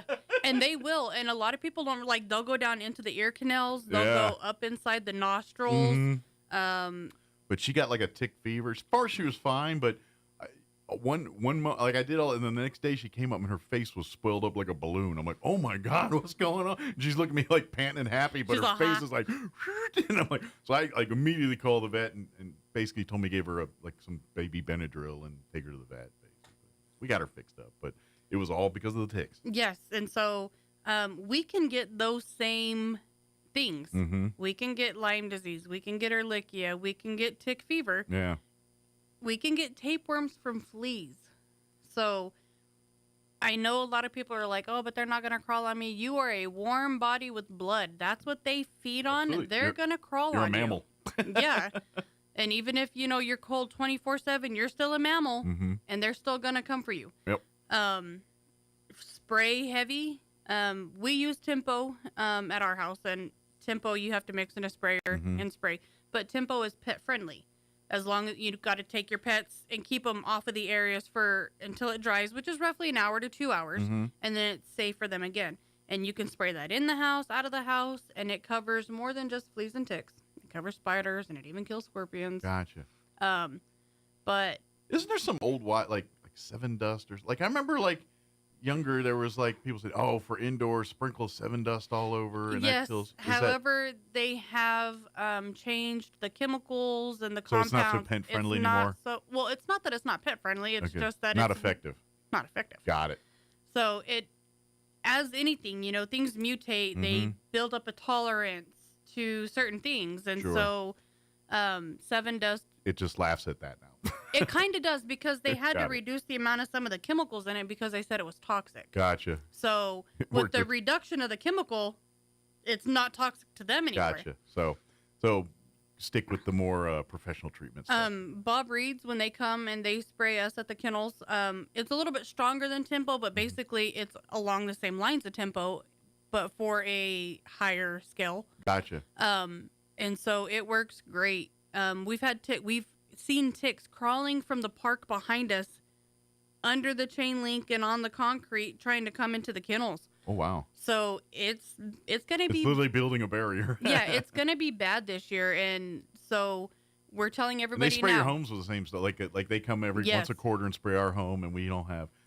ours is also for the roaches and everything because we live in a very moist part of town, and it's just a breeding ground for cockroaches. Well, and so is the kennel. You got water 24/7. You got food. You got stinky animal poo. Yeah. And that's all the things they love, and dark places to hide. Yeah, because if we do not spray, I will see them. So if I do, I never see them. But if I don't, I will see them. So it's beneficial to have your place treated. If you, can't afford to have a professional come out and do it, there are over-the-counter things that are just as effective. To be honest, they come once a quarter. It's not that expensive. It's really not. We have them come once a month because we're in a higher... Yeah, ours is... Yeah, we don't have a bunch of animals. We have 2 cats and two people, so we're not so bad. But once a quarter, and I would argue we probably spend as much as if you bought a bunch of chemicals and sprayed the house yourself a couple times a year. We probably spend about the same amount of money, so... Let the pros do it. That's the way I see it. Yeah. And to each your own. If you want to have somebody come and do it, let them do it. If you want to do it, you do it. As long as it's getting done. That's the main thing is it needs to get done. And it's kind of because the warmer it gets. And if you live in a good neighborhood, hopefully the rest of the other, because the more your neighbors do it, the more it's easier for everybody. Well, and so even, like, we don't live in city limits now, but you're out in the county. When we did live in city limits, we would, talk to both of the neighbors on the side and be like, hey, we're going to spray. If you have pets, we're going to spray the fence line to help keep them from coming back and forth. Being good neighbors on this stuff is always. But it's also helpful when your neighbors do it, too, because that really creates a bigger barrier and keeps the bugs. So one neighbor didn't have any pets, and he's like, spray away. Yeah. So, and then the one neighbor that did have pets, they're like, okay, tell me when, so I make sure the dogs aren't outside at that time. And then they would do the same to us. They'd be like, hey, we're going to spray today. And I'd be like, okay, I'll keep the dogs out of that area. And I know, like with Bob Reed, their stuff's so safe that you don't even need to remove the pets. They literally spray it, and within seconds, it's as long as the cat or dog's not right behind them licking it, I guess. But short of that, they're pretty. Like they literally, like our cats, he comes in, oh, you're fine. No, they're good. It's all pet. I was like, dang. Yep. And I never had an issue. So, and they've been doing it for years. So. And spray. A lot of people don't realize it, but spray your alley too, like where you walk to go dump your trash and stuff. The bigger, the wider net you can spray on that stuff, the better protecting your core is. It is, so to speak. Because you walk out to go throw your trash, you could pick one up on your shoe, Absolutely. Your sock, pants, whatever, and truck it back in, and that's all it takes is just one. Yeah, and the farther you can keep them away, the safer you are. So the wider you spray, the farther your barrier is. And I know the city does treat the parks. I think they have not gotten to them yet because normally we don't have them this early. Yeah, you're right. We're in April. This is usually May talk. Yeah. So if you are taking your pets to the park for walks, make sure check them over. Sure. Just to be safe, because typically, they start treating around May, right around time when kids are getting out of school, because that's when we start seeing them more. Sure. And I would also argue this too, with warmer weather and things, you're going to see, it's mosquitoes, breeding grounds, moisture. Yep. You're going to have to be mindful, if you do, keep the outdoor water bowls and things for your pets, flush them constantly. Even as little as 6 hours of just sitting there stagnant could start the process of breeding mosquitoes. Yeah. It is amazing. It is amazing how fast mosquitoes can generate. Yeah, it literally, you have a puddle that started, and the next morning that puddle's full of mosquito larvae. And then by that afternoon, they're mosquitoes. They're mosquitoes, sucking the blood out of you and your pets and everybody. Yes, and mosquitoes can cause heartworms for your pets. Absolutely, and like Lyme disease, some of these things you hear in the news and stuff, it's usually mosquito spread. So so you got to be a little more mindful of that. Just because my husband works at Roswell Seed, I'm going to boast about this, but they have these really cool mosquito dunker things. Okay. It's AION, I believe. Okay. Is it like a bug zapper? No. So it's a tube. Okay. And it comes in a 2-pack, and you hang one on the front and one on the back. Okay. So you open it, and then you fill it with water to the line, close it, and shake it. Okay. And then you twist the top, and then you put a certain type of handle cap on that's got a hole in it. Okay. And it's a deterrent. It kind of smells like blood to them to make them want to go in it, but then they die. Gotcha. And okay. so it's supposed. So it's like a modern version of a zapper. Yeah. Without the zap. Yeah, and without the use of electricity. You just got to hang it about. So not as entertaining as 5-ish feet in the tree and do one in the front and one in the back.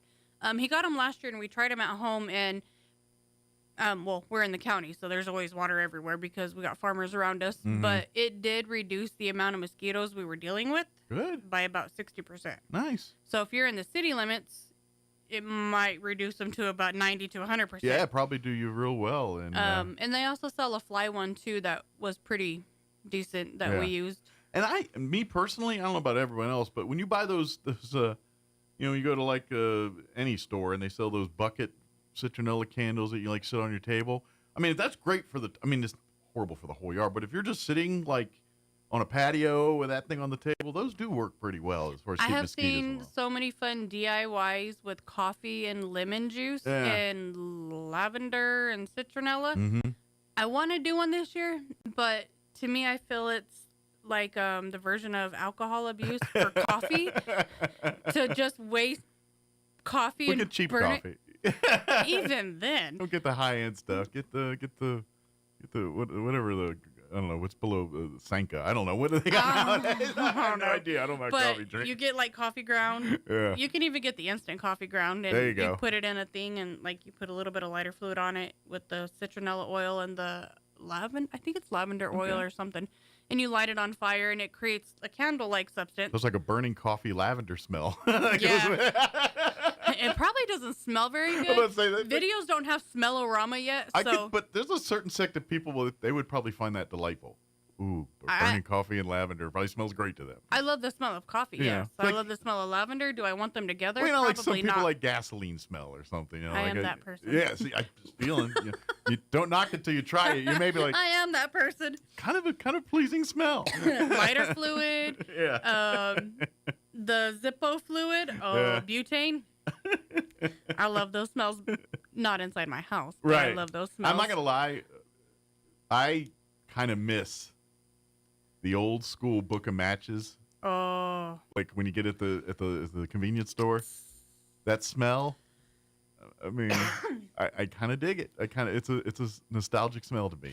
I laugh because when I was growing up, if you smelt matches in the house, somebody stunk the bathroom up because Right. there's the book of matches on the back of the toilet Right. that says if you stink it, light it. Yeah. Oh yeah, So that you- was a staple. Of course, unless you live with a bunch of smokers, then it always just smelled like smoke and butt and whatever. Anyway.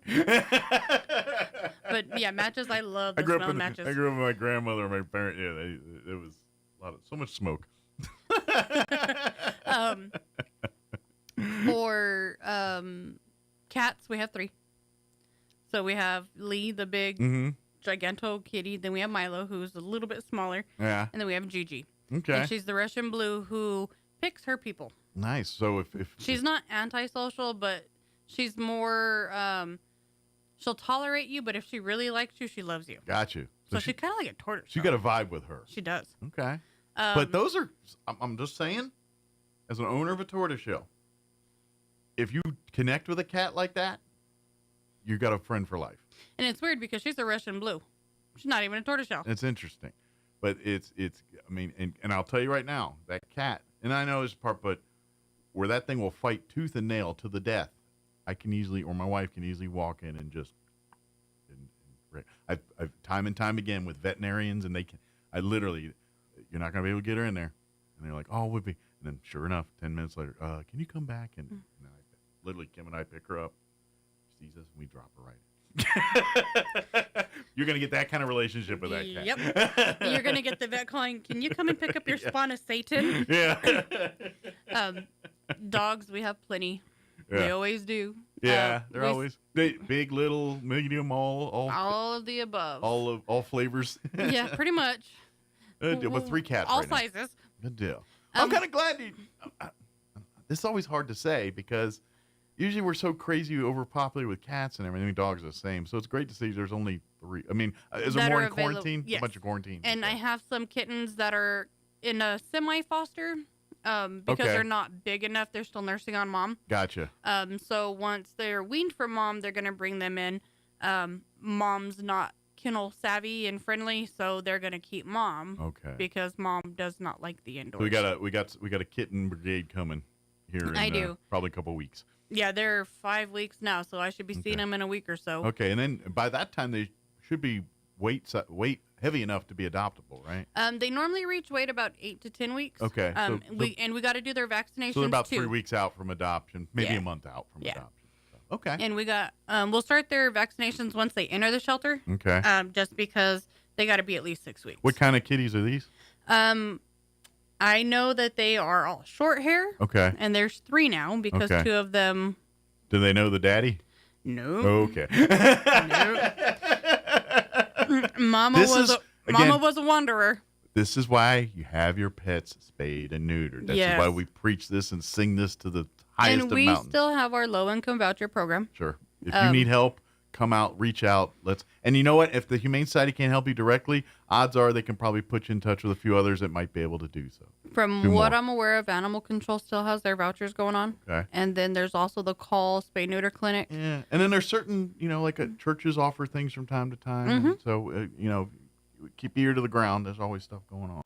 So if you're in need of getting animals fixed, call us. We will do everything we can to help you, get you help, or put you in the direction of help. Yep.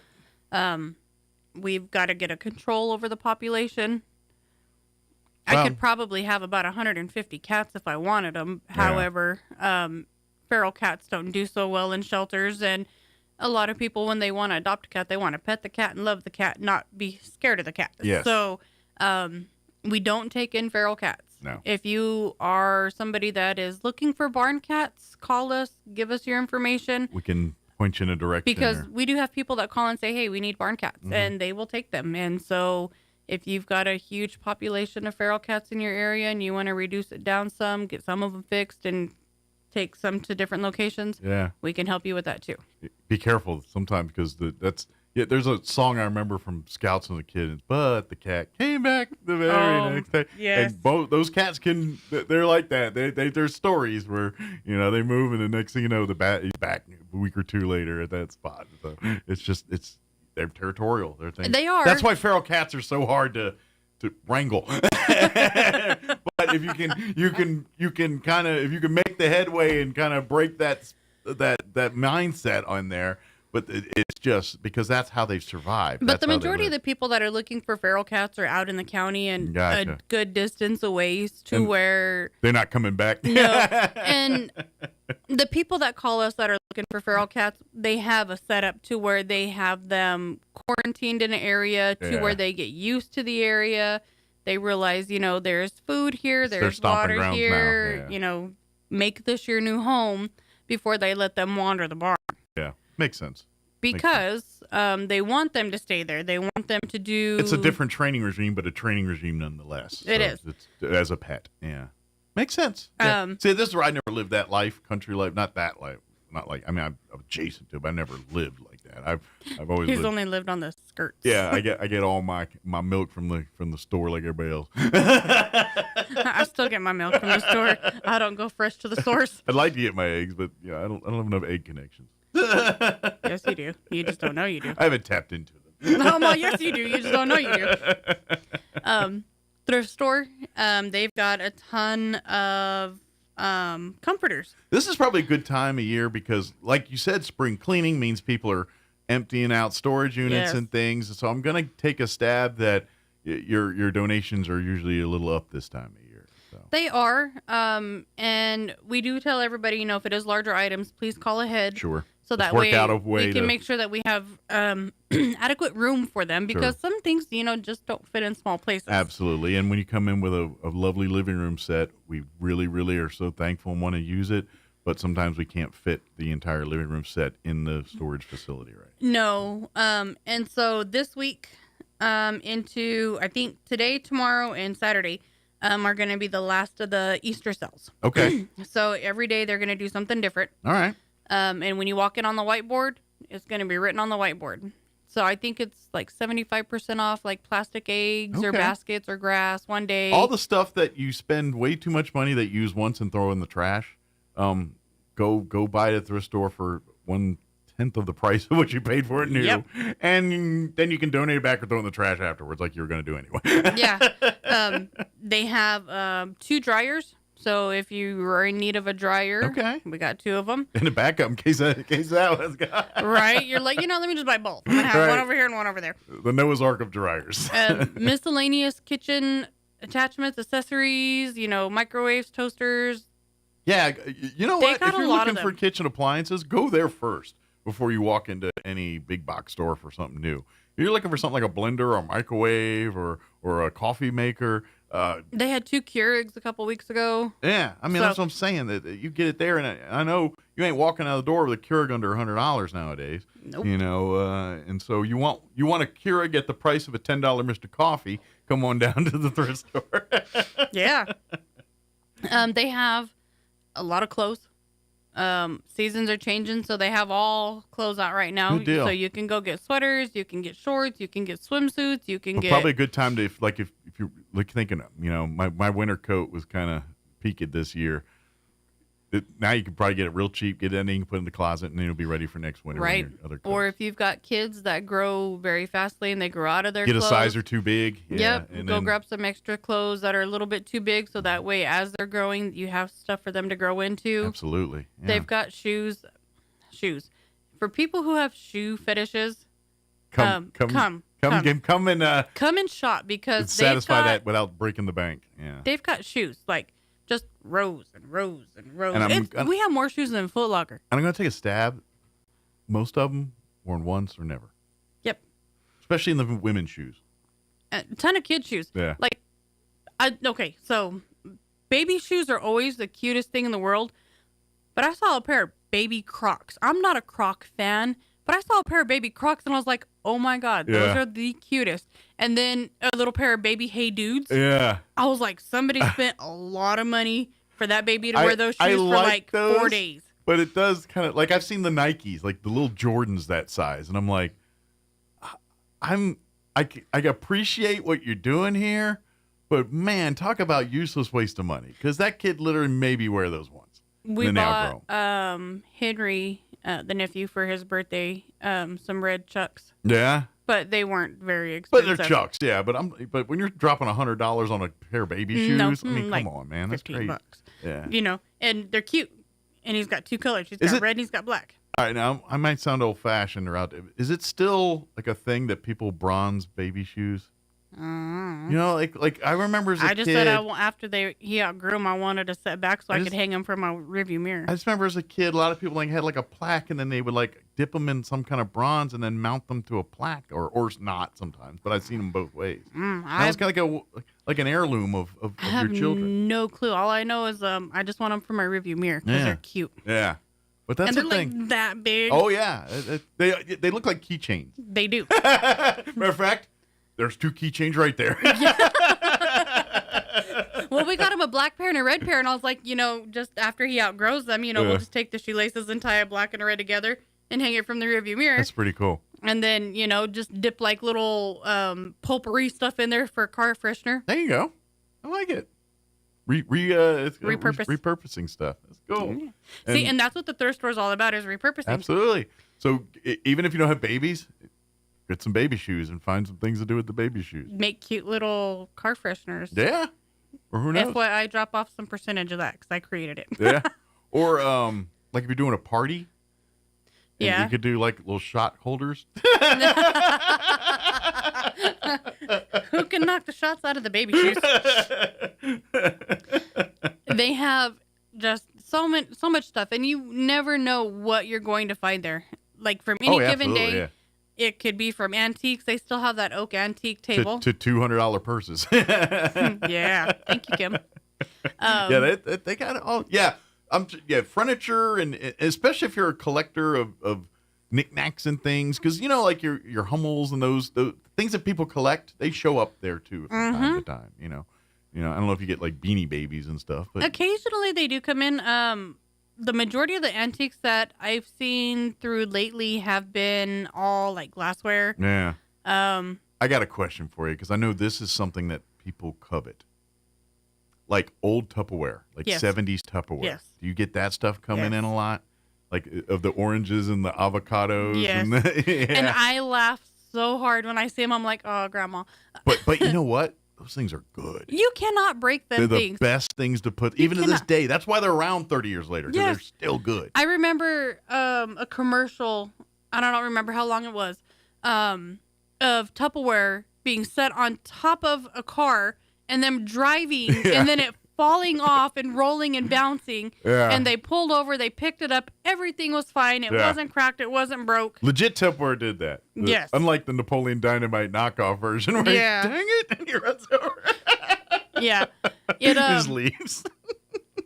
They do get it in occasionally. Yeah, and I think they're valuable. Like there's a collector's market for those. As soon as it comes in, it's out the door. Yeah, because I think if online, they're charging hundreds of dollars for some of these bowls and things on there. For Tupperware. And if you go to Tupperware to their website, they don't make it the way they used to. Oh no, it ain't the same. They don't make it out of car tires like they used to. They make it out of new plastic. It doesn't feel the same. It doesn't. It's not as durable. Yeah, no, colors aren't the same. Yeah, the colors. Like those cups, man. I love those Tupperware cups from back in the 70s, man. Those are some of my favorite cups. If I could procure those this day, I'd have them in my house right now. Yeah,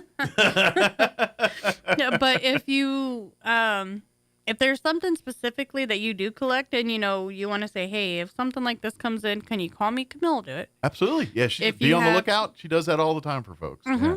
If you're looking, especially if you're needing needs, like, clothing, baby clothes, certain things or certain items like that. Yeah. But if you're on the lookout, it's like, oh, look, I collect Hummels, and if anytime a Hummel comes in or whatever, not Bob Ross, ain't no Bob Ross is coming. I can tell you that. But anytime. You never know. You get any Norman Rockwell prints? I love those. I collect those. Bring them in. Or you get any Coca-Cola stuff? Let me know. I collect that stuff. Yeah, they do. Mm-hmm. And if you have stuff you want to donate, just call ahead. Talk to Camille, be like, hey, this is what I got. Do you have room for it? Mm-hmm. If not, can we schedule a time to bring it, or you come and pick it up? We do go on pickups. We will schedule around your time if need be to go get it. If you can't be home, we can tell you leave it outside and we'll come and get it. Pickup kind of thing. Maybe tell your neighbors so they don't get suspicious when this truck rolls up, starts taking stuff off your porch. Hey, there's going to be this vehicle coming up. They're okay. Yeah. Don't call the police. Or then you have the neighbors that are like, I didn't see nothing. Right. That's not my business. I was just here minding my business. Not my circus, grass. not my monkeys. That's right. We are doing our best to accommodate to everybody that we can that selects us for donation, because we are greatly appreciative of it. Well, this is the only reason this shelter's open is because of this stuff. We have seen a slight decrease in some of the theft since the news article, the newspaper getting a little bit public. It's still happening. We're encouraging people not to leave donations after hours, because the majority of it does not make it for the cause you've left it for. If you are in need, don't go through the bin. Talk to Camille when the thrift store opens. Yes. And she'll tell her your situation, and she will bend over backwards to help. Yeah, and so she'll tell you, if you need X amount of stuff, she might say, volunteer for me for a couple hours. Help me sort through this stuff and put it away. Little sweat equity here, and volunteer and work at the shelter here. Maybe we can clean some kennels. Maybe we can, work on the thrift store stuff. Whatever it is, it's like, hey, at the end of the day, thank you for your help. Here's your clothing, or here's your furniture, or here's what you're after. Yeah. That's a absolute way to do this stuff. But that's one way for us to give back to the community, but also for the community to help give back to us. Absolutely. And I will tell you this all the time too. You guys do partner with other thrift stores and things, and so like when folks from say the homeless shelter or the refuge or something need stuff, they'll let them come in and kind of do a shopping spree in your place, and vice versa. Yeah. If you guys have needs there, they are helping you too. If we're full of something, we'll call and say, hey, we have plenty of this. Do you guys want some? Exactly. Yeah, there's always that constant communication and work. So please, if you are in need, talk to and I'm going to take a stab. These other thrift stores, if they're having these kind of theft issues, which I imagine they communicate with us about that too. Yeah. I'm sure if you work with them and talk to them about your situation, they will do just like they'll do with the Humane Society. People will help you if you talk to them and work with folks instead of coming in, stealing, breaking stuff, whatever you're doing.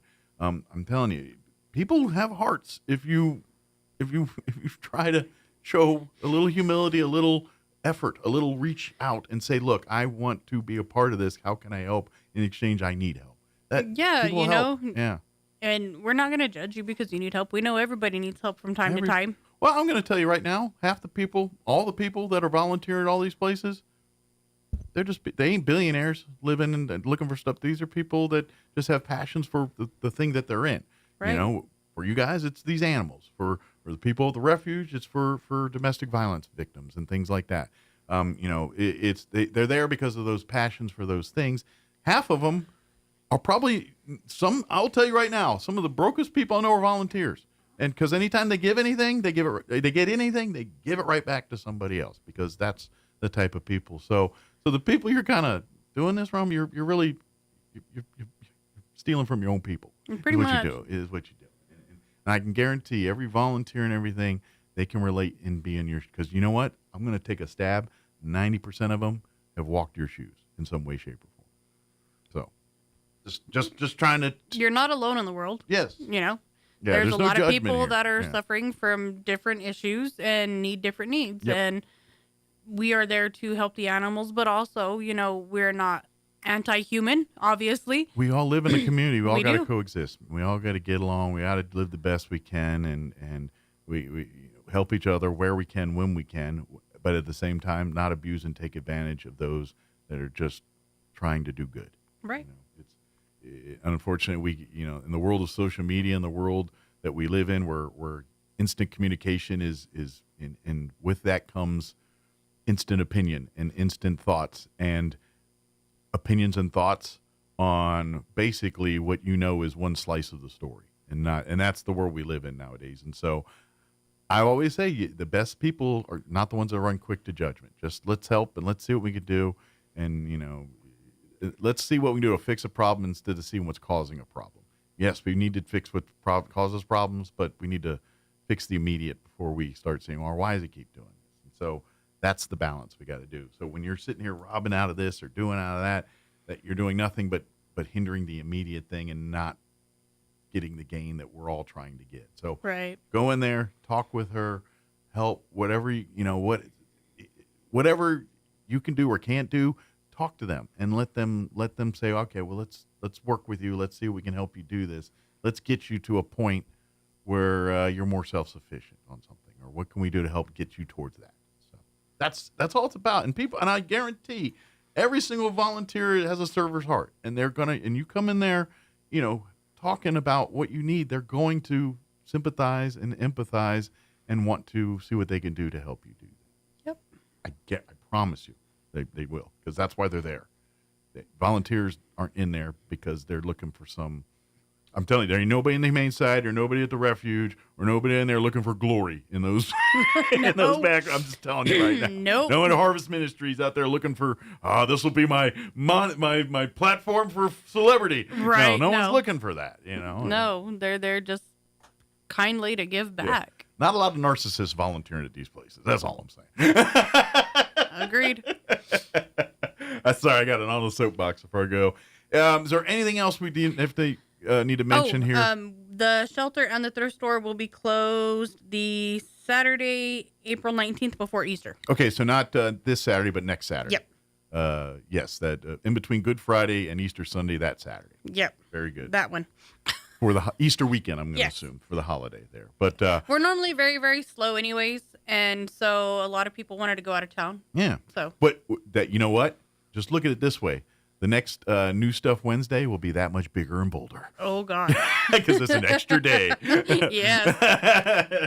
So, by the way, don't forget, it is new Wednesday, 10 a.m. That's new stuff. They are closed Monday and Tuesday for restock and resupply and all that stuff. And then they open Monday through Saturday there. For Tuesday. Wednesday through Saturday. Wednesday, sorry. Yeah, Wednesday through. Kindles is Tuesday through Saturday. Yeah, sorry. My It's brain okay. fart. I was Wednesday like, wait a through minute. Saturday. Wednesday through Saturday. I was like, computing error. Yeah. I was thinking Wednesday said Monday. I don't know why. But anyway, Wednesday through Saturday there. And but the new stuff is that the 10 o'clock club, respect the club. Come in with olive branch. If you're going to invade the club and be a part of the club, might I suggest, I don't know, get with them, but I'm sure donuts. You got to have offerings. Yeah, donuts, coffees, Halloween candy, any of the, you know what I mean, the little. Oh, Easter candies coming. Yeah, fun-sized candies, all the above. Yeah, Cadbury eggs. You can make a lot of peace with a Cadbury egg, just saying. Or Reese's cup. Well, I was going to say the Reese's eggs. Yeah, all of the above. So. Yeah. Good deal. But thank you as always. Thank you. We'll see you next time. And still working through my honey. I've had all the chews. I haven't had the tea dips yet. Uh-oh. But the chews I've had, they're all good. And I've worked through two of the honey straws. Did you get a boost of energy after? Yeah, I had a little quick pick-me-up. I was like, oh, I'm chewing this.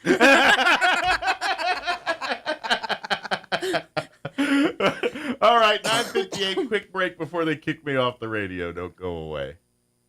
At Martine's Capital Cafe, come in and enjoy a delicious variety for breakfast, lunch, or dinner. Try our burritos, huevos rancheros, asado, chorizo, sausage, flantas, fajitas, chili rellenos, quesadillas, enchiladas, sopapillas, and don't forget their award-winning green chili cheeseburger and so much more. Everything is prepared with the finest and freshest ingredients. Martine's Capital Cafe. Quality, value, tradition, and the most delicious New Mexican food since 1989. Open Monday through Saturday from 6 to 8:30 p.m. at 110 West 4th Street in Roswell. The ultimate Wi-Fi experience is now available to you thanks to Smart Home Wi-Fi with Plateau. Get fiber-to-home technology 100 times faster than average household internet speed. Plateau has multiple plans and options to fit your family. With Fast, get true 100 megs per second download and upload speed. With Faster, get true 500 megs of download and upload speeds. And with Fastest, you get 1 gig. Learn more at plateautel.com. Get the speed you need with Plateau. Tried, true, trusted. Hugh Hewitt is now in Roswell on 106.5 FM KEND Roswell. And that's going to do it for us. Have an amazing day. Thank you oh so much for allowing us to be a part of it. We'll be back bright and early, 7 a.m. tomorrow. Till then, take care. Breaking news this hour from townhall.com. I'm John Scott. House Republicans have approved their budget framework. The 216 to 214 tally was a turnaround for Speaker Mike Johnson, who abruptly postponed Wednesday's vote. Johnson working into the night to satisfy conservative lawmakers who refused to support the plan. Senate Majority Leader John Thune says the Senate was standing with the House Speaker. We're certainly going to do everything we can to be as aggressive as possible to see that we are serious about the matter, not only of making our federal government more fiscally sustainable, but also deficit reduction, which is critical to a lot of our members in the Senate, and I know to his members in the House. The bill is central to President Trump's agenda of tax breaks, spending cuts, and mass deportations.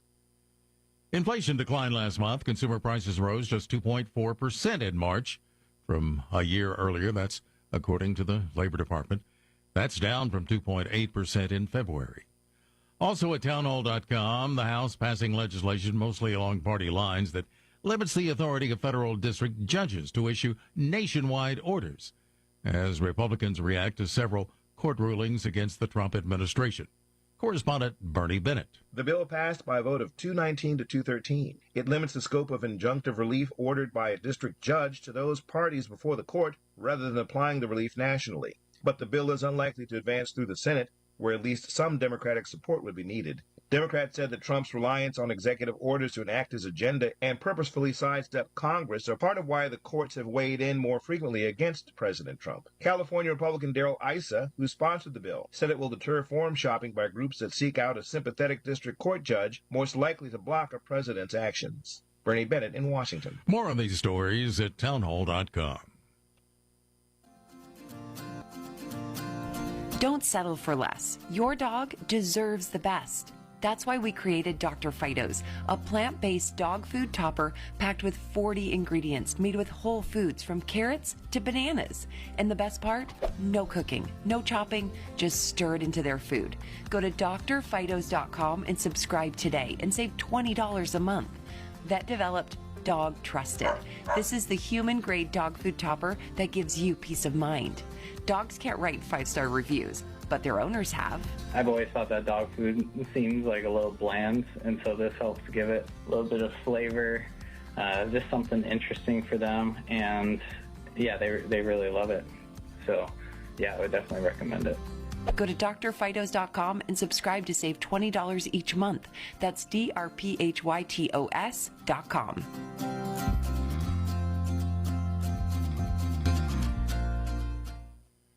The U.S. Treasury Department has issued new sanctions targeting Iran's nuclear program. These sanctions come just days before senior officials are to hold talks in the Persian Gulf nation of Oman. 5 entities and 1 person based in Iran are cited in the new sanctions for their support of Iran's nuclear program. One of the designated groups include the Atomic Energy Organization of Iran. The sanctions also target Iran's Centrifuge Technology Company, Thorium Power Company, and Azarab Industries. That's correspondent Andrew Stewart.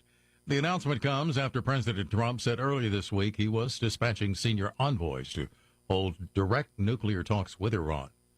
A rare blue diamond on display this week in the United Arab Emirates capital. It's considered one of the most important blue diamonds ever discovered. Sotheby's expects it to be auctioned off at $20 million in May. Breaking news at townhall.com. The 89th edition of the Masters underway at Augusta National. The 95 players representing the largest field in 10 years. Attention on 2 players, one of them defending champ Scotty Scheffler. The other is Rory McIlroy, who needs a Masters green jacket to complete a career Grand Slam. There's a place in Pennsylvania that's heaven for car buffs, particularly those who fancy classic Bentleys and Rolls-Royce vehicles. It's the Rolls-Royce and Bentley Museum in the Harrisburg suburb of Mechanicsburg. 29 vehicles in all getting the very best of care in their golden years. The cars, dating back as far as the 1920s, are cleaned, maintained, and routinely driven by a cadre of some 50 thoroughly trained volunteers. The museum even has its own driving test. Some of the volunteer drivers see it as a chance to experience a lifestyle that few people can afford. Rich Thomason, Washington.